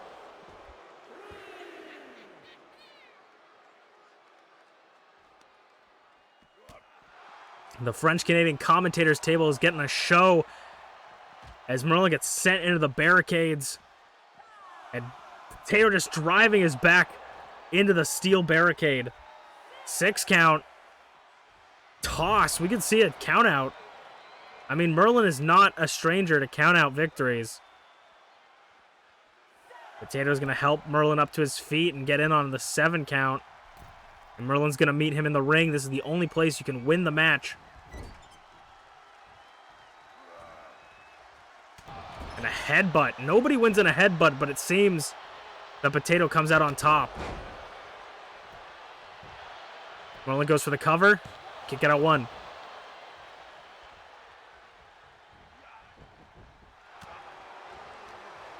Maybe, I mean, this might be random, but maybe Potato is going to be the tag team partner for Draven. I mean, maybe tag team matches could do Potato some good. Maybe the singles isn't his calling. He could be the greatest tag team champion of our generation. We just not know it yet. Jackknife Powerbomb. I will say that the 8 teams are not the whole division, so more tag teams could be coming down. These are the 8 that signed up early. And Potato, oh my god, the German suplex. Nobody quite does it like Potato with that German suplex to Merlin. 2 count. Kick out at 2. And spinning. Ooh, spinning Merlin around for maybe the Potato plunge, but reversal, and now out of the corner. Just barely fighting out of the corner. Swinging neck breaker. Merlin maybe looking to go up top. Maybe a magic missile drop kick. He's waiting for Potato. I think that might exactly be what he's looking for. Magic missile drop kick connects. 2, kick out of 2. Nearly took it from Potato. And now Potato rolls up Merlin. 2. Ooh. Okay, that was a near fall. The miscalculation. Shining Wizard.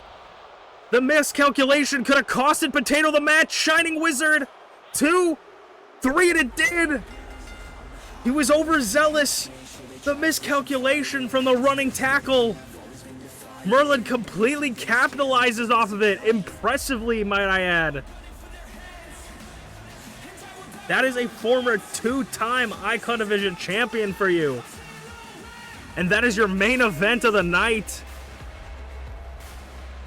Thank you guys so much for watching Masu Pro Wrestling. I'm Masu Pro Wrestling 10, and I'll see you guys next week.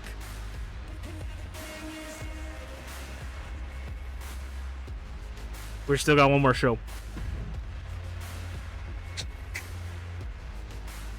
And now the king is dead.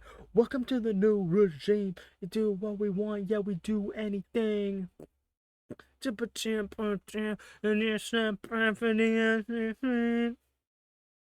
We're gonna do one more tag match tonight, so hopefully it doesn't last like an hour.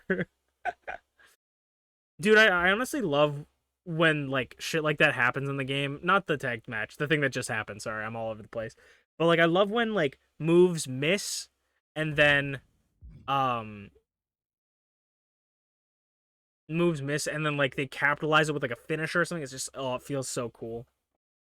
Did I miss my matches with me in them while I was on your pizza adventure? You have actually not been in any matches.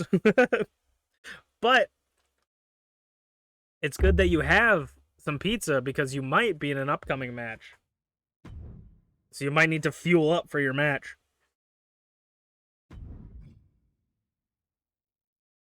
No, I don't know when you left for your pizza run, but I don't think you missed too many matches, I feel like.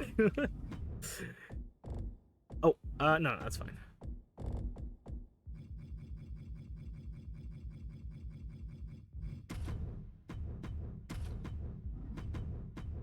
And then this match I'm actually very excited for. This upcoming one. This upcoming tag match, I should say.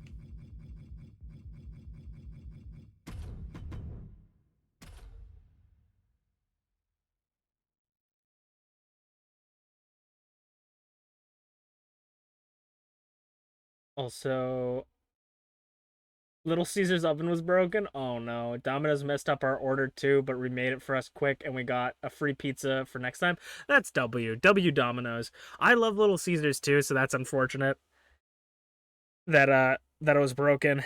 Should have given you some like free crazy bread or something.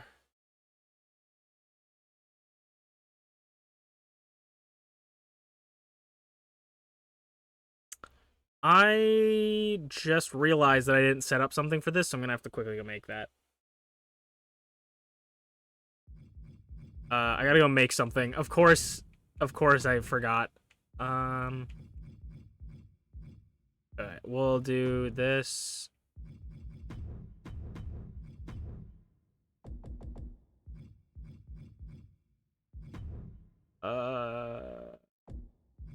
We'll do this. And then...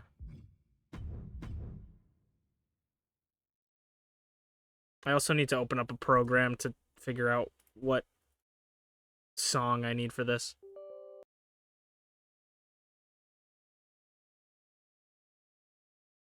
They just kept taking the fight further and further from the ring, so there was some intervening. Yeah, I think we're gonna have to implement the Angels and Gods rule again and make it so that the tag matches are also false count anywhere, unfortunately. Or fortunately, depending on how you guys see it.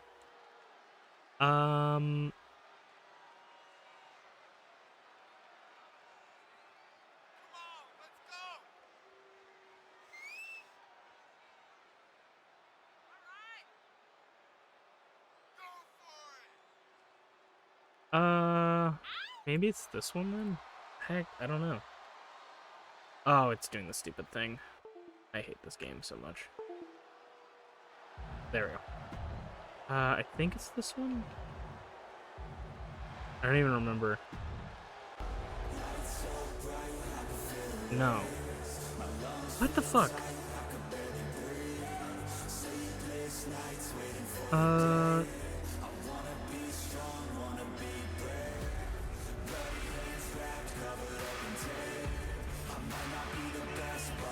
Oh, here it is. Ah, yes, that makes sense, actually. This was one... The reason I couldn't find it is because it's the only one that I have named reasonable.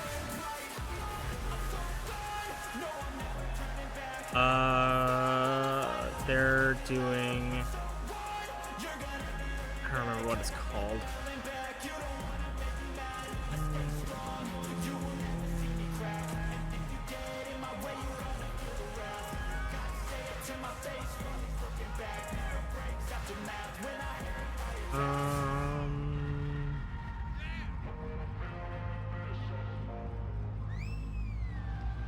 I hope this is worth it. I don't know what it's called. Not that. Oh no. What's it called?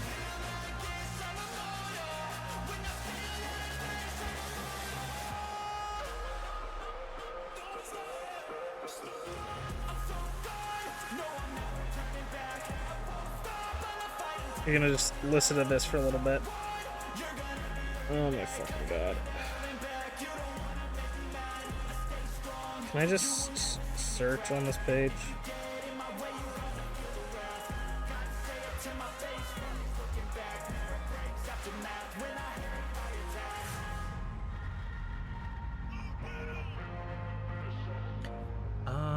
Magic. Makes sense. What the fuck? What? Is this not right? No, that's not right. Oh, generic tag 5? Suck my dick. Is this even right?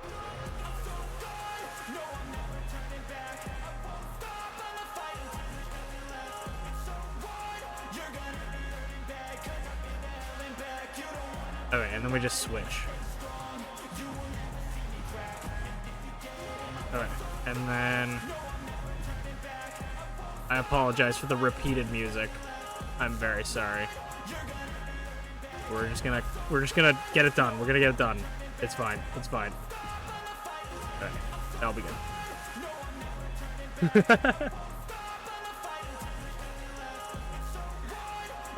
I'm like, dude, oh, that pissed me off so much.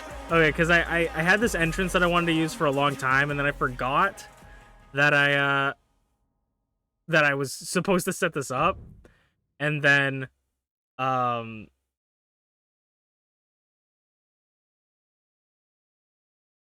also I want to make sure that, you know what, I'll do this.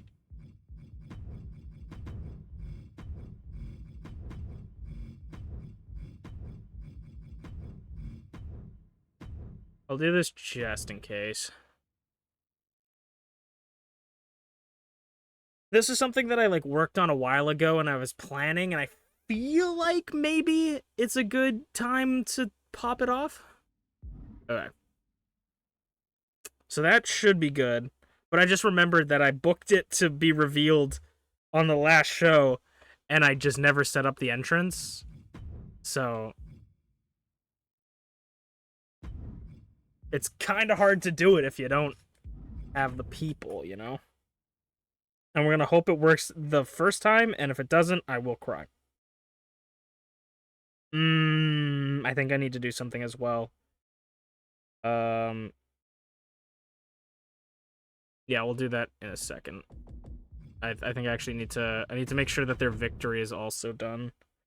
Right. This. Nope. This. And this. And we're gonna hope it works. And then I gotta make sure their win thing is on as well. I think I could edit teams from here. Edits. Yeah, victory. Actually, I've never seen the victory for this tag entrance, and it's a generic tag entrance, so it makes me think that they might have a victory for it, and I don't know what that will look like. Honestly, I don't know. I don't know if I've like talked about this, but when it comes to MPW, I basically do everything like literally hours before the stream.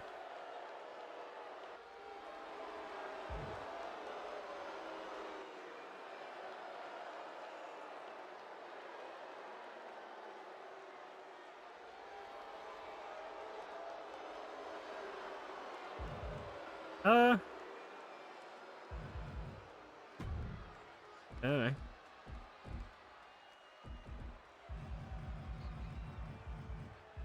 It doesn't really match the entrance, but we'll live with it.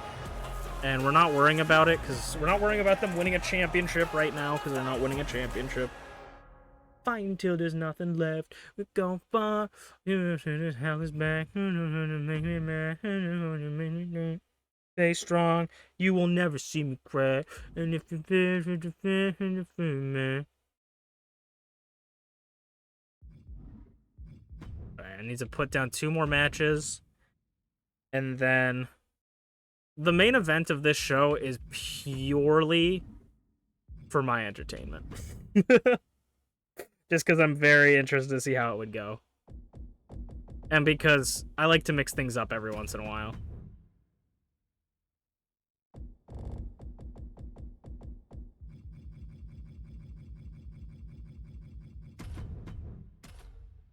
After I book this last match, though, I really need to pee. So I'm going to be, like, super quick.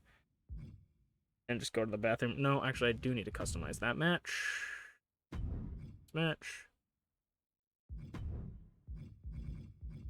This main event can either be terrible or amazing. And I just wanted to do it because I think it's funny.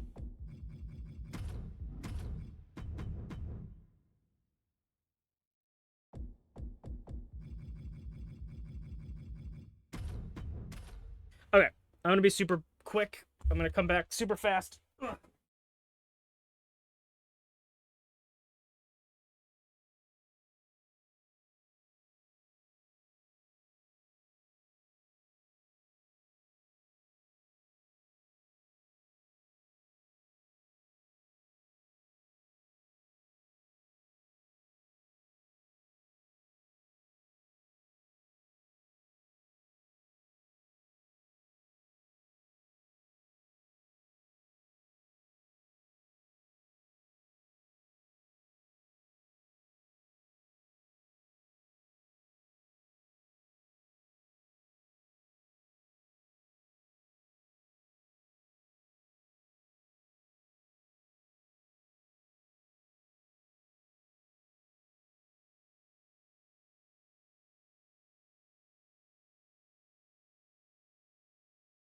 Okay, I'm back.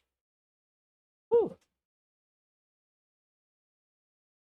Also, I know you guys want me to probably get into the show and like do the stuff first, but I want to tell you guys a thing that made me laugh today. Because Because, like, sometimes I talk about my dad and how he has, like, a big fear of technology. Some people might say he's afraid of technology. Technology! You know, he would, I need to edit one of the matches. I just realized, but that's something we can do later. But, hi Merlin, how's it going? My dad is deeply afraid of technology. Like, to a point where it's like, yeah, I agree with you, but also you're, like, thinking technology is, like, a Black Mirror-esque thing. So, he got me this, like, it's like an Apple Watch, but it's not, like a smartwatch. And, he's like, he was making a joke because I'm like, I don't want to wear it when I'm sleeping because I just, like, I don't want it on my arm because it feels weird. And he's like, oh, why don't you wear it when you sleep? Because then I can be like, I have this thing that can be like, hey, I'm contacting you. I can talk into it, kind of thing. He's making a joke that he could, like, talk into my watch while I'm sleeping. And so I jokingly lean my watch towards my mouth. I go, Siri, hack my dad's phone. He's like, don't even say that. Don't even say that. I don't want you talking to Siri. Don't even say that. And then I was like, release the hounds. How's it going, Ty? And then he got legitimately worried that I released hounds somewhere. He was getting legitimately worried and upset. How's it going, Tyretto Maximum? Welcome on in. What were you guys doing? You just missed your match, Ty. Well, you didn't just miss it, but you missed one of your matches, Ty. Against Draven. Unfortunately, you did not pick up the dub.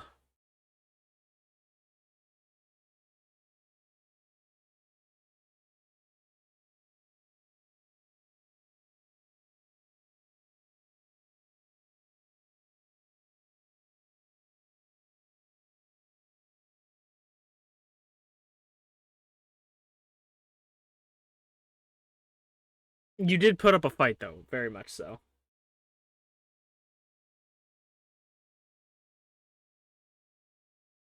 You raided into a stream you're already lurking into. Welcome back. How's it going? This is the last show for the stream. So we got 4 matches. We're going to start off with a tag match that hopefully won't go an hour.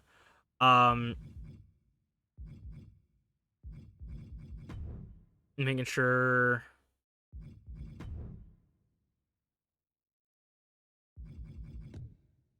I did not save the match type for False Count Anywhere for some reason, so I double checked it and made it sure that the custom rules are on.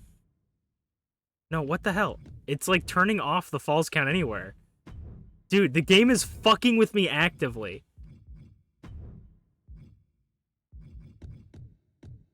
Okay, I'm gonna. Oh wait, no, I see what they're fucking with me.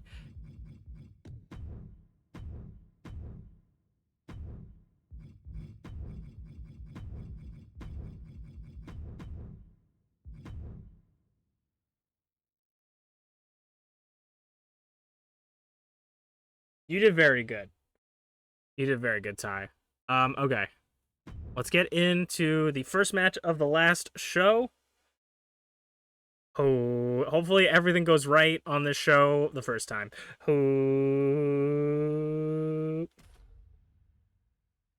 I have everything set up. All right. And thank you so much for the raid, Ty. If anybody's got to go and do their after stream care, feel free. Go get a snack. Go to bed. Go pee. Go poop. Go do whatever you need to do. I appreciate you guys stopping by, but if you guys want to stick around, I'd greatly appreciate it as well.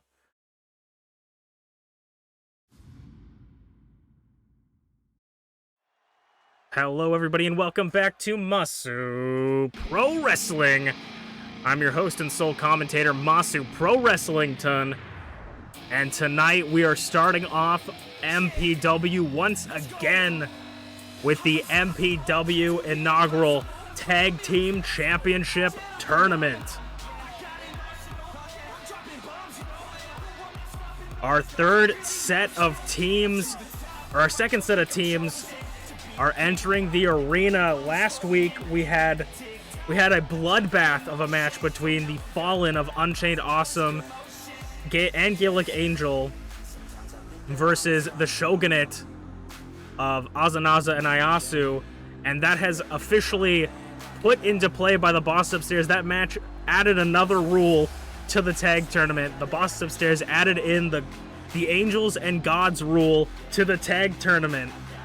The Angels and Gods rule was famously made after the first openweight championship match between Gaelic Angel and the self-proclaimed Panda Archon herself, Rize, which made the openweight championship a Falls Count Anywhere championship.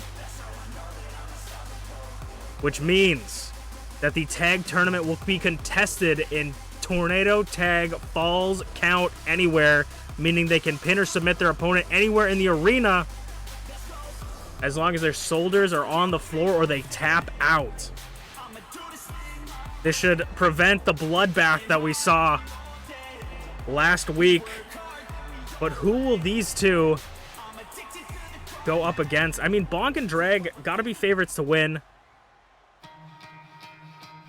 Ooh, but speaking of favorites, this team has two in the running. The Coalition of Humans Against Treachery, B.A. Tycho, has selected Blueness to be his tag team partner, and I say favorites to win. This team might be the most dangerous in the entire division. You have someone like B.A. Tycho with unstoppable strength, and someone like Blueness with unstoppable speed and technical wrestling. This might be the toughest fight either team has to put out, and it looks like B.A. Tycho and Blueness are really loosened up for this match. Blueness coming off of a massive loss to Rize at Realizing Redemption for the Idol Division Championship, but it does not look like it doesn't look like they're feeling it. They've shaken it up, but that means that a Bear will be tag teaming with Greg, as the Coalition has two teams in this tournament. B.A. Tycho and the Bear were both in the 8-participant Battle Royal to determine who would get advantage coming into the tag team tournament. Saito suplex by Dragthulu, and B.A. Tycho was the second one left in there. Bonk was in there as well. It's going for a pin and a submission. Referee focusing on the submission first, but now a pin's happening. Kick out at 1. Bonk was taking an opportunity to rest there. The team that won the advantage, that got their extra life, was the tag team of, Azanaza won it, and the tag team of the Shogunate, Azanaza and Ayasu, have their extra life coming into this match, which has already been expended by the Fallen in the first round. However, that does mean the Fallen still has to beat the Shogunate to move on to the second round, so that advantage might have not even come into play. Ooh, playing a little bit of mind games is Blueness, looking to maybe do a dive over the top ropes, but thinks against it. Does a little bit of showboating, playing in the minds of Bonk. I would say that these guys might be favorites to win. I was saying Bonk and Bonk and Dragthulu, but oh my god, so fucking turns them inside out. But with B.A. Tycho and Blueness, I don't know. Bonk and Dragthulu are champions in their own right, both former openweight champions, both former Icon Division champions. Like, they have pedigrees. B.A. Tycho has only held the openweight championship, was one of the longest reigning openweight champions of his time, and Blueness has only ever won the ultimate openweight tournament. So they don't have the championship lineage that these two have. Kick out at 0. And you can see already in effect the Falls Count Anywhere. It will cause a little bit of strategy. Maybe you want to keep one team member on the other side of the ring to go for the pin. Maybe you want to keep both of them tightly together so you can deal with both sets. The opportunities are endless as B.A. Tycho and Blueness are just taking it to Dragthulu and Bonk. The Coalition showing why they're a powerful tag team, a powerful group. Dragthulu holding on from the Hurricane Rana, powerbomb to the floor, and Bonk rolls up B.A. Tycho. Blueness is distracted by Dragthulu. Kick out at 1, though. Way too early to call it. It also means that any weapons can come into play here, and there will be no disqualifications. B.A. Tycho in the ring with Dragthulu, and you don't want to be in the ring with someone like B.A. Tycho, an absolute mastodon.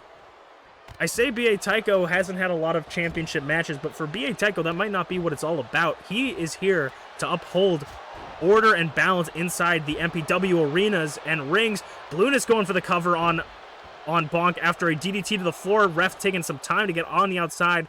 The ref's going to get paid extra for this match with how much he's got to keep up with. Our senior official's doing his best job. Roll up by Dragthulu onto B.A. Tycho. Kick out of 1. Do not blink, you might miss something. B.A. Tycho, butterfly, DDT, oh my god! To Dragthulu, nearly moving on to the next round. This is going to be the first match that will actually have someone move on to the next round. Blueness going for the cover, referee making sure to check the shoulders are down on Bonk. Ooh, a near fall for Bonk. Maybe that time spent. Oh my god, over everyone. B.A. Tycho, maybe that time spent was just enough for Bonk to be able to kick out. Blueness is looking at something up on the... Ooh, Blueness going up top. What could Blueness be thinking from the floor? Unless B.A. Tycho interrupts it. Oh, double axe. I was thinking a blue moon from the top would have been crazy, but you know, don't do what I want, I guess. Inverted suplex. Ooh, clothesline catches B.A. Tycho, and now it's Bonk and Dragthulu's turn to have some offense. Bonk taking it to Blueness, those right hooves. Getting the mitts on him. The coalition being separated by the horse and dragon. And a diving DDT, jumping DDT. Blueness might have Bonk where they want him. Blueness might be in control. I mean, Dragthulu's still up on his feet. If B.A. Tycho, reversal clothesline! The blue moon reversed by Bonk. I was going to say if B.A. Tycho can distract Dragthulu, it just might be enough, but Bonk narrowly escaping the blue moon. I don't think we very rarely see anyone escape the blue moon. Sidewalk backbreaker. And I think Blueness might be bleeding under that mask, but Bonk doesn't care. As Bonk is looking for a beam clash. B.A. Tycho, though, the ref's distracted. B.A. Tycho rolled up Dragthulu right at the moment of the beam clash, causing the ref to exit the ring. Now Bonk's going for the cover on B.A. Tycho. Kick out at 0. I think that distraction, that's a strategy. Maybe go for a submission or a pinfall if you think your opponent's going to get the best of your partner. Cross arm breaker could tap out, and submission holds could be quick finishes. You could tap out at any moment. As we're moving to a familiar spot of the tournament, up the ramp. You can see the light guys are trying to make it so they don't go out here. They're not turning on the lights saying, hey, trying to convince them to go back to the ring for their own safety and sanity.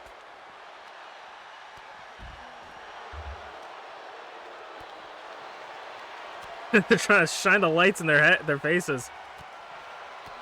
B.A. Tycho now taking it to Bonk. Power meets power, catching into a German suplex. And spinning back kick from Blueness. Double pin. 2. Kick out. 1. 2. No. Double kick out. Double kick out. The coalition had 2 chances. But Bonk and Dragthulu kick out. Fisherman suplex. Headlock. B.A. Tycho and B.A. Tycho's good little soldier. Maintaining the control. Saito suplex. B.A. Tycho.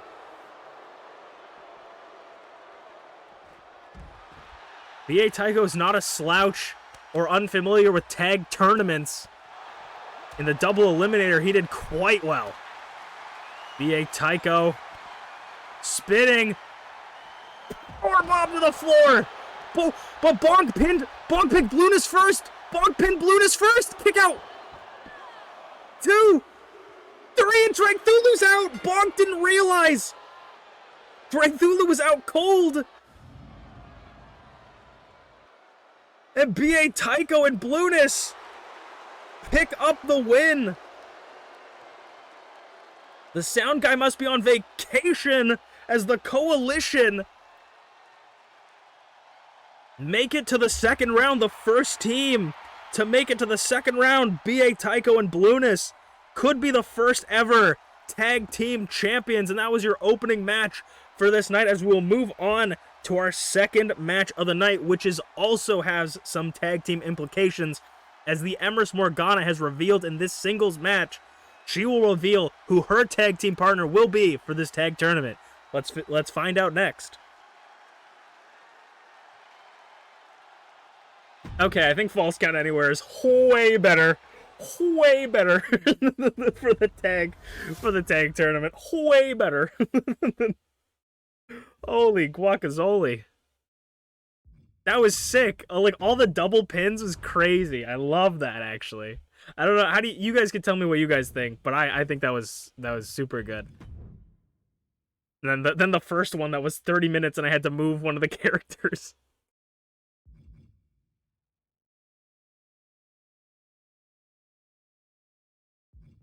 Okay, let's hope that everything works out perfectly the first time. On the concrete ramp hurt my insides. Yeah, oof.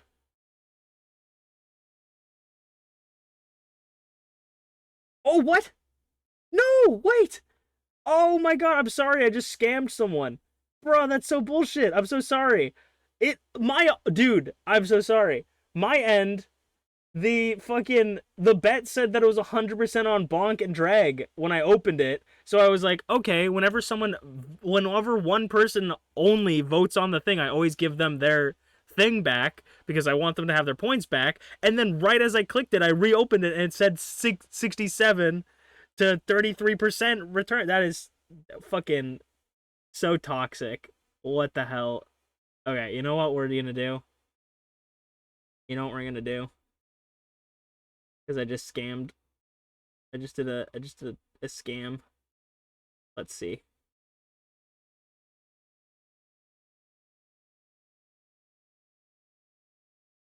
Oh, I would have to go.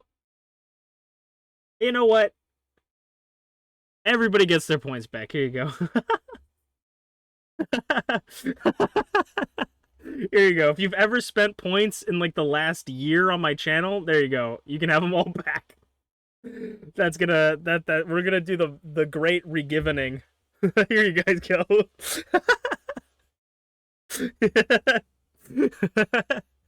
Inflating the economy. You have 56K now.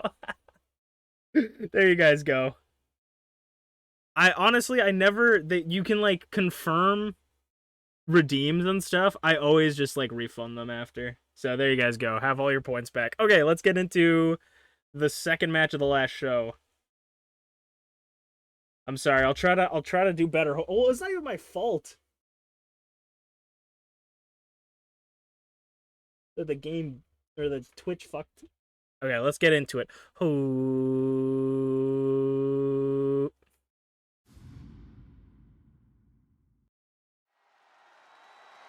Hello everybody, and welcome to the second match. It will be one-on-one idol division contest, it seems.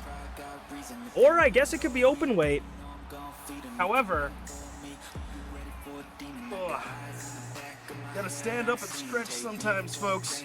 However, this match has been told Empress Morgana was in the 8-participant Battle Royal against GlitchyBasturds as well for the tag team advantage. However, we don't know who Empress Morgana's tag team partner is going to be, and it seems like Empress Morgana wants to do a big dramatic reveal tonight against GlitchyBasturds. Seems Glitchy has accepted the call. And I mean, if I was tag teaming with Empress, I would be very, very annoyed that you would put me up against someone like Glitchy, a 3-time Idol Division champion, former openweight champion, just a behemoth. Like, who would accept this decision?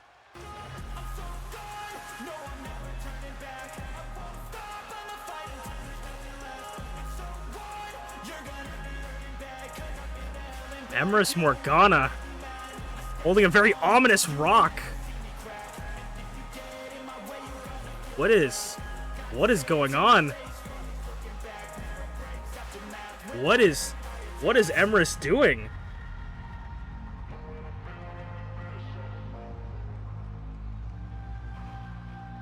Emrys's tag team partner for the tag team tournament is that ShmeepsWorld?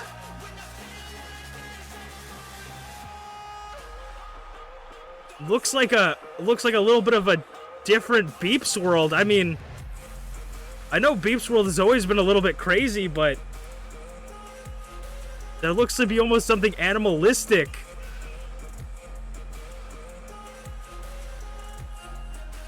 I'm not quite sure how to place it, but ShmeepsWorld looks even more unhinged than she was before. Those uninitiated, ShmeepsWorld is an alternate reality future ShmeepsWorld. My God. Look at Emrys, proud of her creation. What is going on in MPW? This is a futuristic alternate version of ShmeepsWorld, and I have no idea what Emrys Morgana has done to her.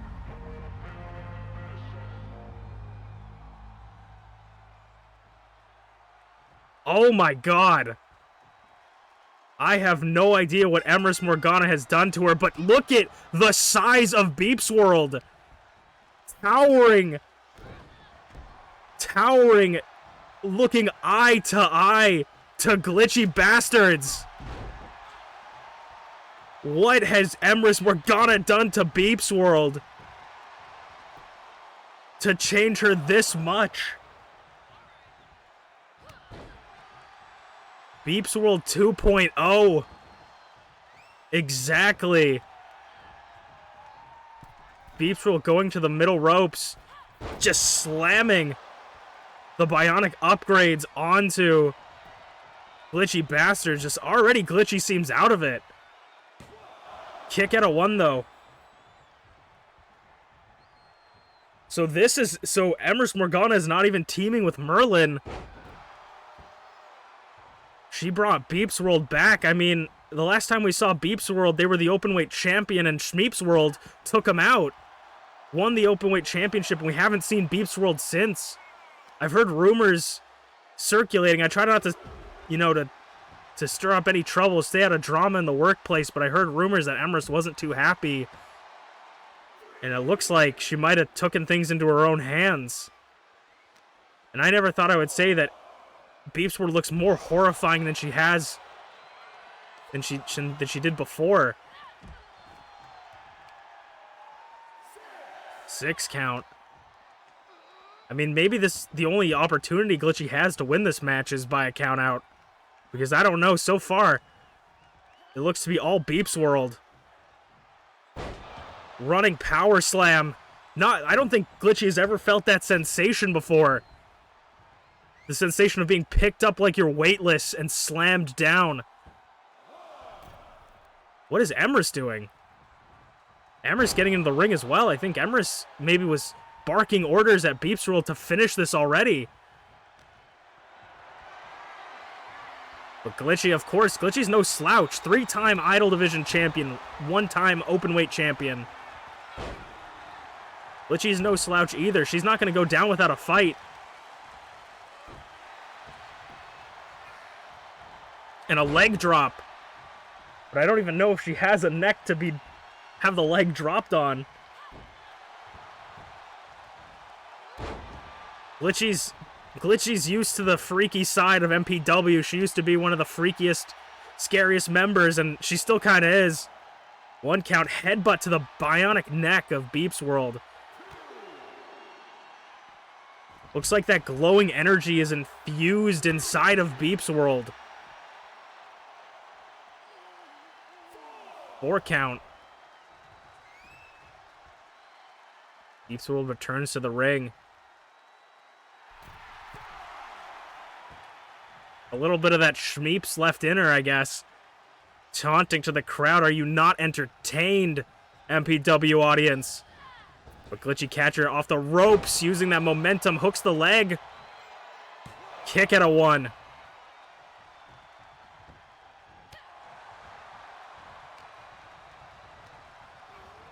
MeepsWorld sent over the ropes. And the Glitchy's starting to get that manhandleness onto MeepsWorld like we usually see her. She's starting to pick up some speed now. Glitchy went outside, thinks against it, going back up, or going up top. Maybe looking for that famous clothesline that Glitchy likes to hit. I think so. I think I may just be right. Glitchy looking for that diving clothesline, but MeepsWorld had it scouted, and the bionic arm drives straight into the gut. And a big boy senton. And another one, just punishing the chest and abs of Glitchy. Oh, bionic elbow! Bionic elbow! Finishing it off, the bionic upgrades directly to the dome of Glitchy. Near fall, Glitchy barely holding on. MeepsWorld looks almost scared. Do robots even feel fear? Glitchy goozles her! For a frame drop! Could it be it for MeepsWorld? 2! Kick out of 2. MeepsWorld holds on. I think MeepsWorld, for the first time ever in her life, just felt a hint of fear.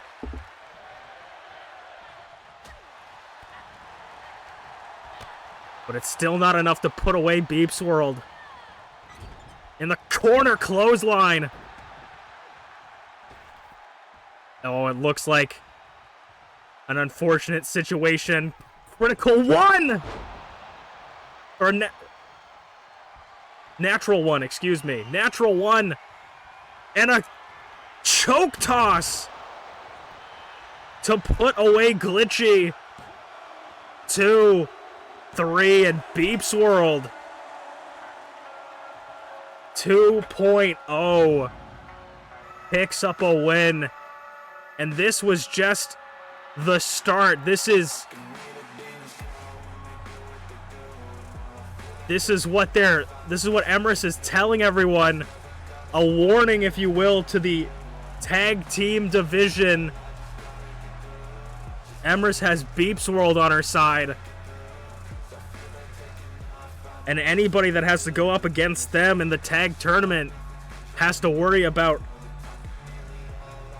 MeepsWorld. My God. I don't know how we will, but we're going to have to move on to the next match of the night, our semi-main event. I'll see you guys there.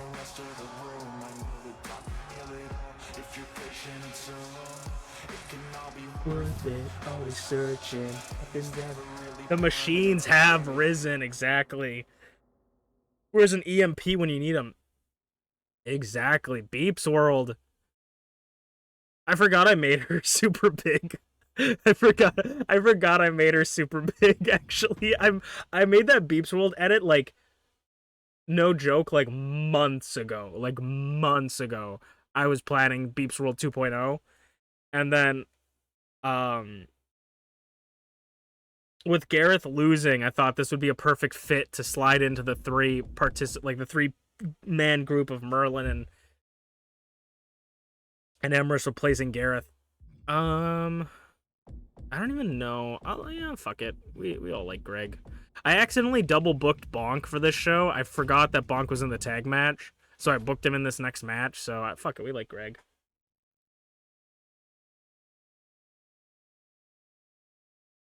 Her being super tall, like Morgana makes the ultimate fighter. Exactly.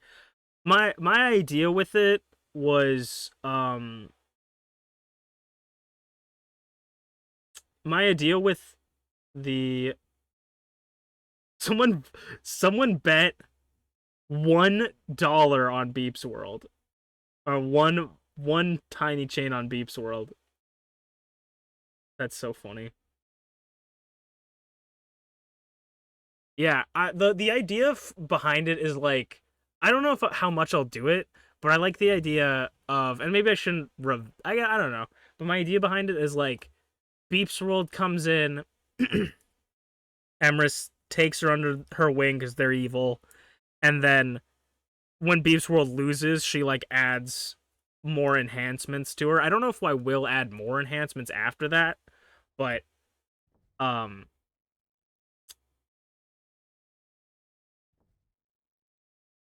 wanted something, you know, like I wanted to have that be a thing of like she got crazy upgraded because she lost the openweight championship. You weren't expecting that payout? Nice.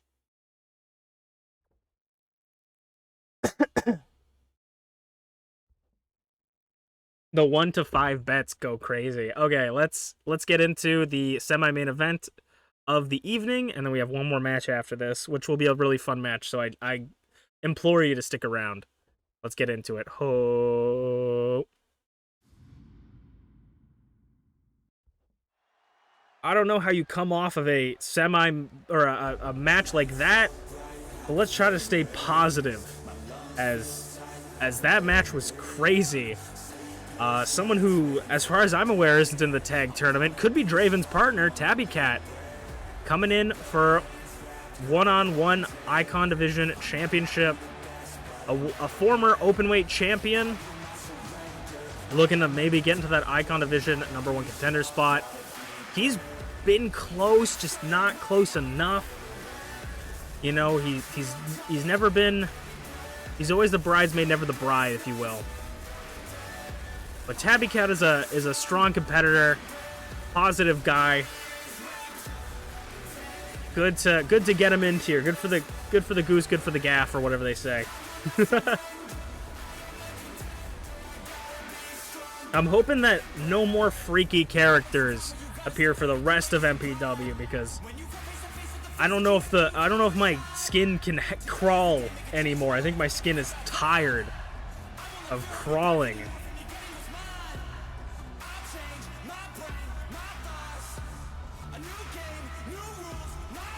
But his opponent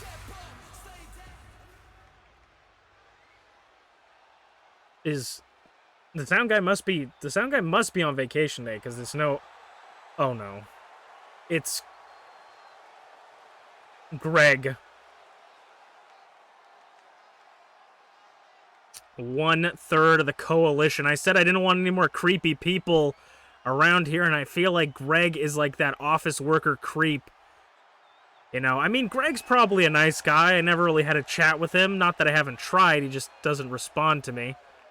The only person I ever see Greg really talking to is the bear. Sometimes talking to... Oh my god, I hate that. Sometimes I hear B.A. Tycho and Blueness talking to him, but I don't think I've ever actually heard him talk.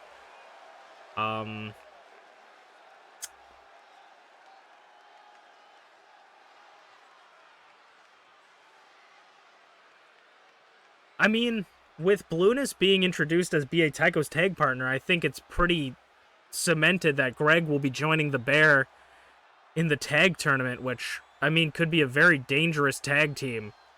I mean, a Bear and Greg could potentially be very dangerous. I mean, Greg is kind of a wild card. You never really know what to expect from him. He's like a box of chocolates. You never know what you're going to get. And it looks like Tabbycat's going to go up against Greg, running out of the gate with a flying knee. I will say, Greg may be creepy, but he is always entertaining. Greg looking for a springboard, fights out of it, fights out of the reversal. Maybe Greg's looking to get a Icon Division championship. Just because he's in the tag team tournament doesn't mean he can't have a singles run. What the hell, Greg? Defying the laws of physics with that moonsault off the top rope springboard.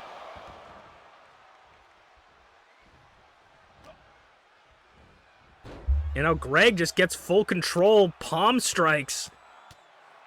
It's like a switch turns on when that bell rings. He's like a sleeper agent, and he just pops into action. This is why the Coalition are so dangerous. This might be the most competitive tournament we ever have for the tag team tournament. Greg is now grabbing at the paws of Tabby Cat.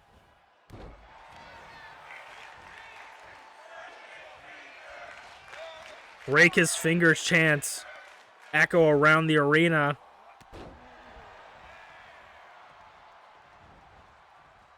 And over the top rope, but this time crashing on the floor.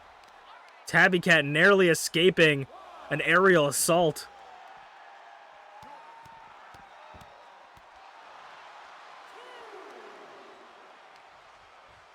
And now maybe biting at the head of Greg, maybe trying to rip the mask off. We all know what Greg looks like under the mask. Bumps him. And a spine buster onto the floor. Ugh. Training for the tag team tournament, it seems, thrown into the steel steps, and Tabby Cat's going to make it back into the ring at a 5 count. Greg is not unfamiliar with a count-out victory. Maybe Tabby Cat's looking for one. But Greg is showing no fear on the outside. 7 count. Greg gets back in. Ooh! Just a reckless swing. Suplex. Soup.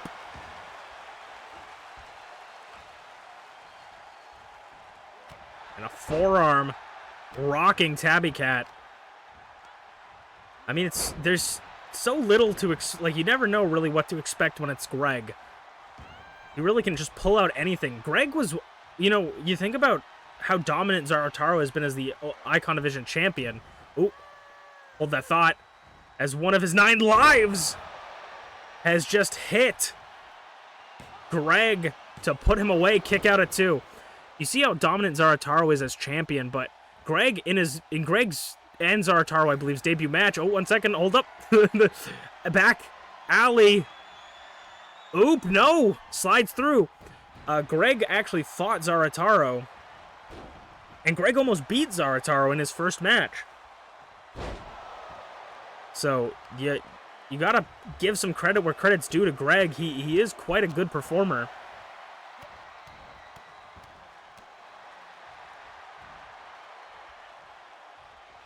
Oh, punch and a miss. Ducks, dive, and dodges. Ooh, and now just kicking. Holding his head in place for the boots. And Greg, spear! Spear by Greg. Kick out at 2. And now Greg, once again, full mount, just ground and pounding. Clothesline. Greg's picking up speed. Sweeps the leg. This is why B.A. Tycho selected him to be part of the coalition. Oh my god, the forearms. And now it's time. Oh my god. Greganation! Greganation by Greg to Tabby Cat. Ooh, near fall. Greganation nearly taking out the cat. Putting him out in the streets.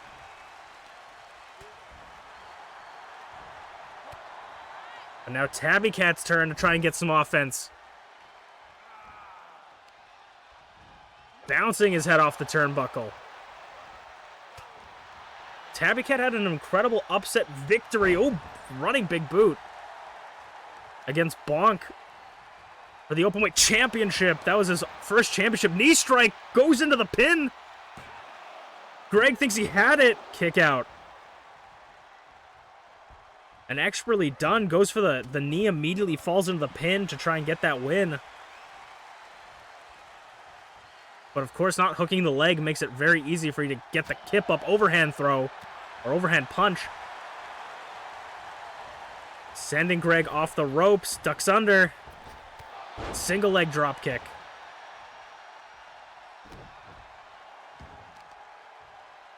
And now Greg's going to get some punishment done to his arms for all the damage dealt to the paws of Tabby Cat. You don't mess with the paws of Fury.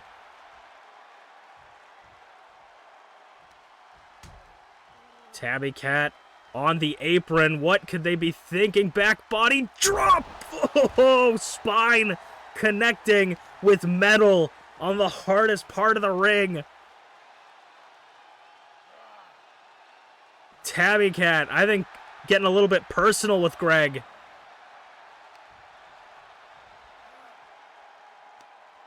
Don't mess with the cat. They always land on their feet. Ooh, Greg looking damaged and worn out. Maybe looking for one of his 9 lives, maybe a back alley oop, but Greg once again just slipping, put baby oil on before this match or something. Drop kick doesn't knock down Tabby though, he stays strong. Trying to get Greg against the ropes. Tabby Cat trying anything at this point. Fighting, boxing him against the ropes, hip toss. Tabby Cat going up top. What is Tabby Cat going to do from up here? Elbow drop, that's what. Greg could be in hot water as he's going to hit one of his 9 lives in the center of the ring. I think Greg might be out cold. 1, 2, 3, and Tabby Cat puts away Greg.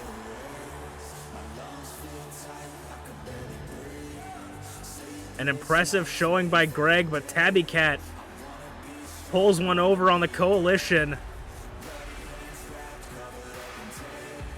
As we will move on to our main event of the night, which I'll give you a little bit of a sneak peek, will be contested inside of a steel cage. You won't want to miss what's coming up next.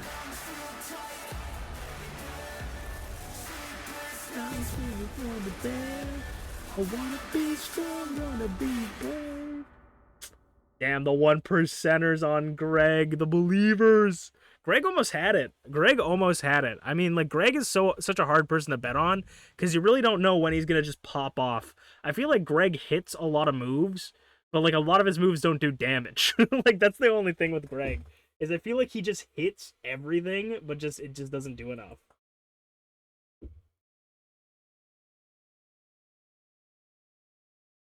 All right, let's get into it. Oh,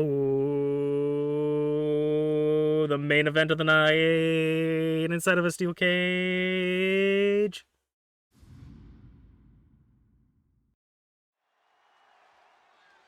You see it hanging above the ring, the steel cage, for our main event. And a couple weeks ago, we had the premium live event, MPW presents Realizing Redemption.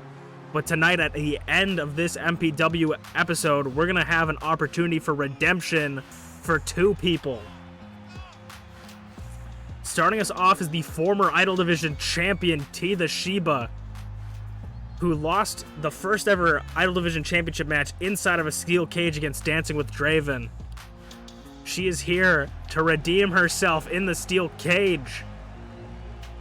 And her opponent will be none other than the Idol Division champion herself.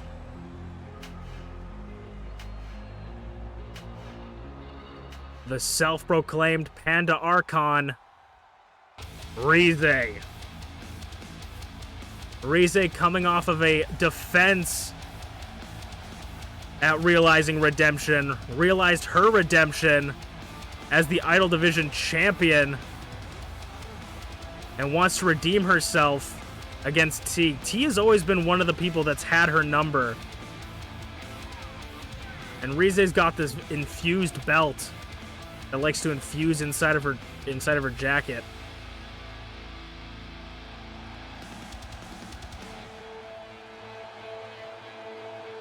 But Rize has lost many times to T. Was able to pick up the win against T in a triple threat between T and Minty. But wants to realize the redemption, say that if I was put in the same situation as T was at the first Idol Division Championship match, could I have beaten T like Draven did? Could I have been the first ever Idol Division champion? This is an opportunity for redemption for both of these ladies. And a chance to prove that Rize's championship title reign isn't just a fluke. After Rize won the championship, she lost her first match after it. Rize already trying to escape the cage. She lost her first match after it.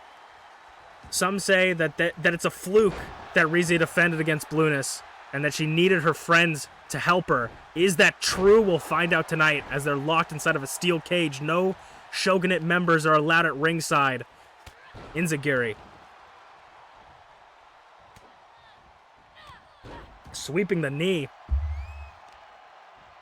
Of course, this is personal for Rize and T. These two have got at each other's throats all throughout Season 1 and Season 2.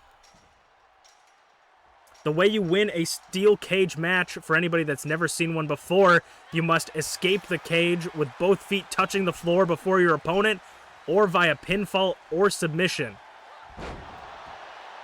Anything else is all up to you.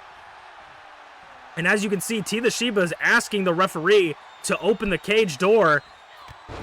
The referees are at standby if you think you can open the cage door and get out, but unfortunately for T, Rize got back on it and the locks remain tight. If TeaTheShiba could pick up a win here, we could see the ultimate rematch for the Idol Division Championship. As we say, covers, pinfalls, or submissions in the ring. T's trying all of her options. But if Rize can put T away, I think that will cement something in her, not only to everybody else, but in herself, that this isn't a fluke, that I deserve to be the champion. I talked about this a couple episodes ago. This is all about proving yourself in this business. You were constantly trying to prove the doubters, the haters, that you are where you need to be, where you deserve to be. And T's got Rize up against the ropes. And T's looking to get that referee. T's looking to get a mad dash out of the ring. Referee's gotta unlock multiple locks to unlock the door, and if you're not there for it, too bad, so sad. Neck breaker.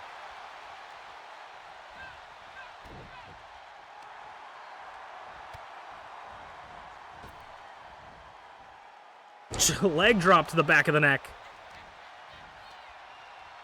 TeaTheShiba, a former Idol and Openweight champion. She's almost done it all.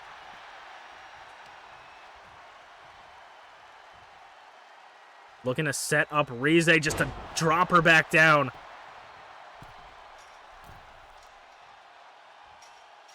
Rize back on her feet, but leaning against the ropes. T might make it out. These matches could end in 30 minutes or 30 seconds. Rize trying to grab onto T, make sure that she doesn't dive off or climb over the top of the cage. Pulling T back down. Bouncing T's head against the steel metal. Fighting on that top rope. They're at the top. On the top rope. That's not a small fall. T still trying to climb out, but Rize's not going to allow it.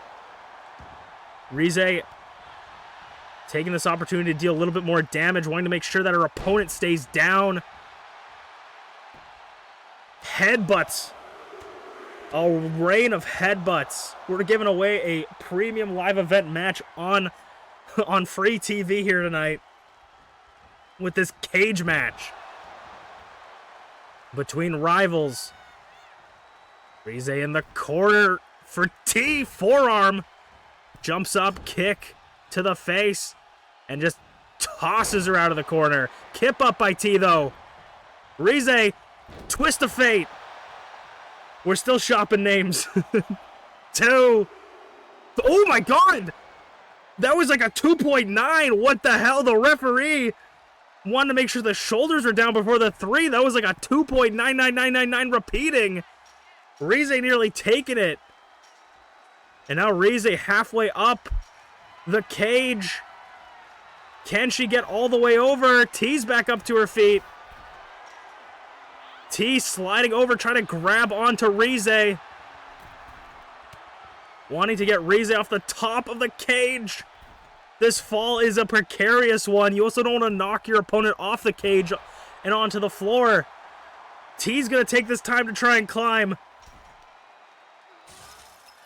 T wanted to make a mad dash, and that could have costed her. That might have costed her. Rize.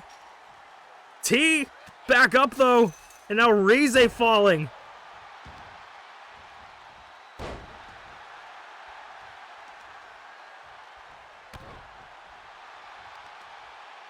You know, T just working the legs, wanting to make sure that Rize has as much trouble climbing the cage as possible.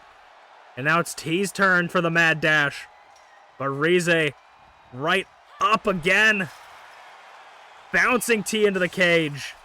You're going to have chain link fence marks for days. But Rize's looking to deal as much damage as she can to her opponent. Wrath of God to T. To the former champion, kick out at 2. Solid 2 count. Rize in the corner, maybe. Ooh, split-legged moonsault. I thought Rize might be climbing to the top of the cage. But a moonsault out of the corner. T's back up, and a sleeper hold's locked in. Rize could tap or get knocked out here. T's trying to wear her down. Jawbreaker.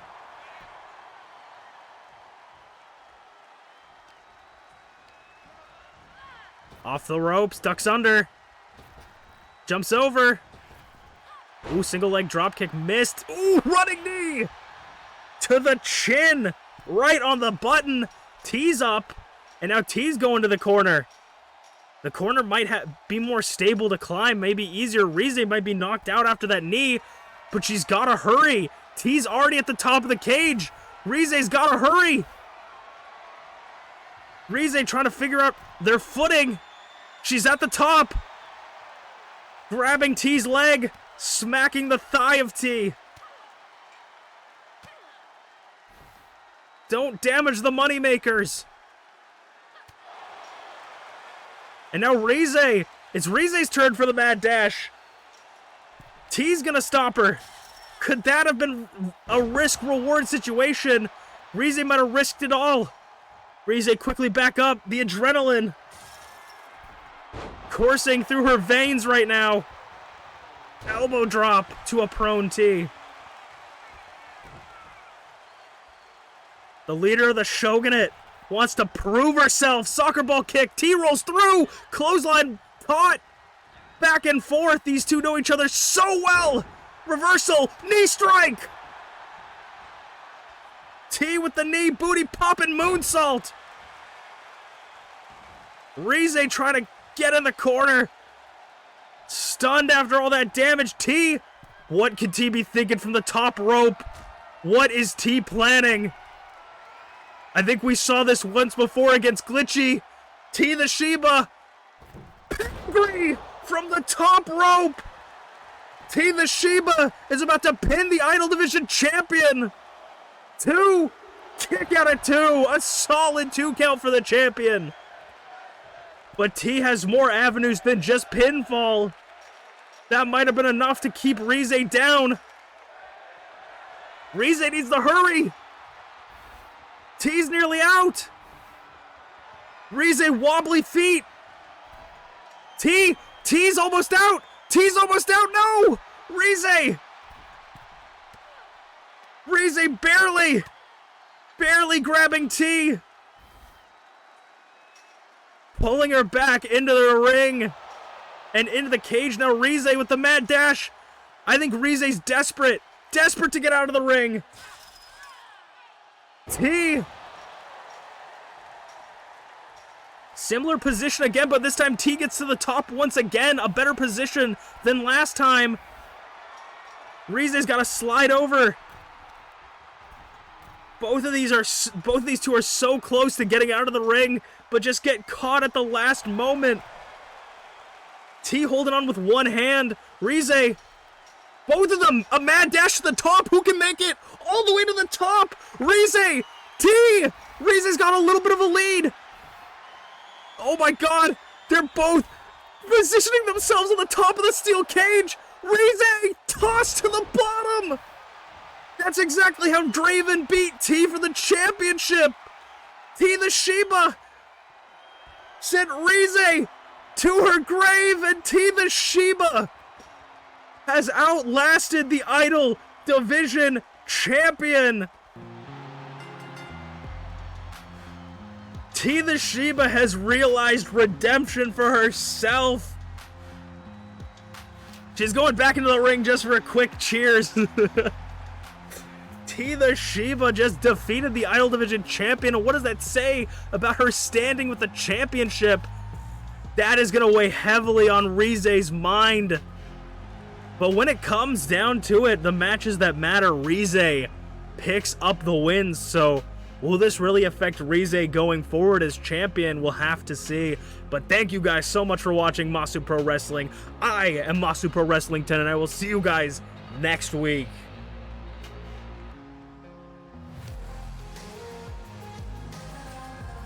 You have consistently lost every bet along my Twitch career.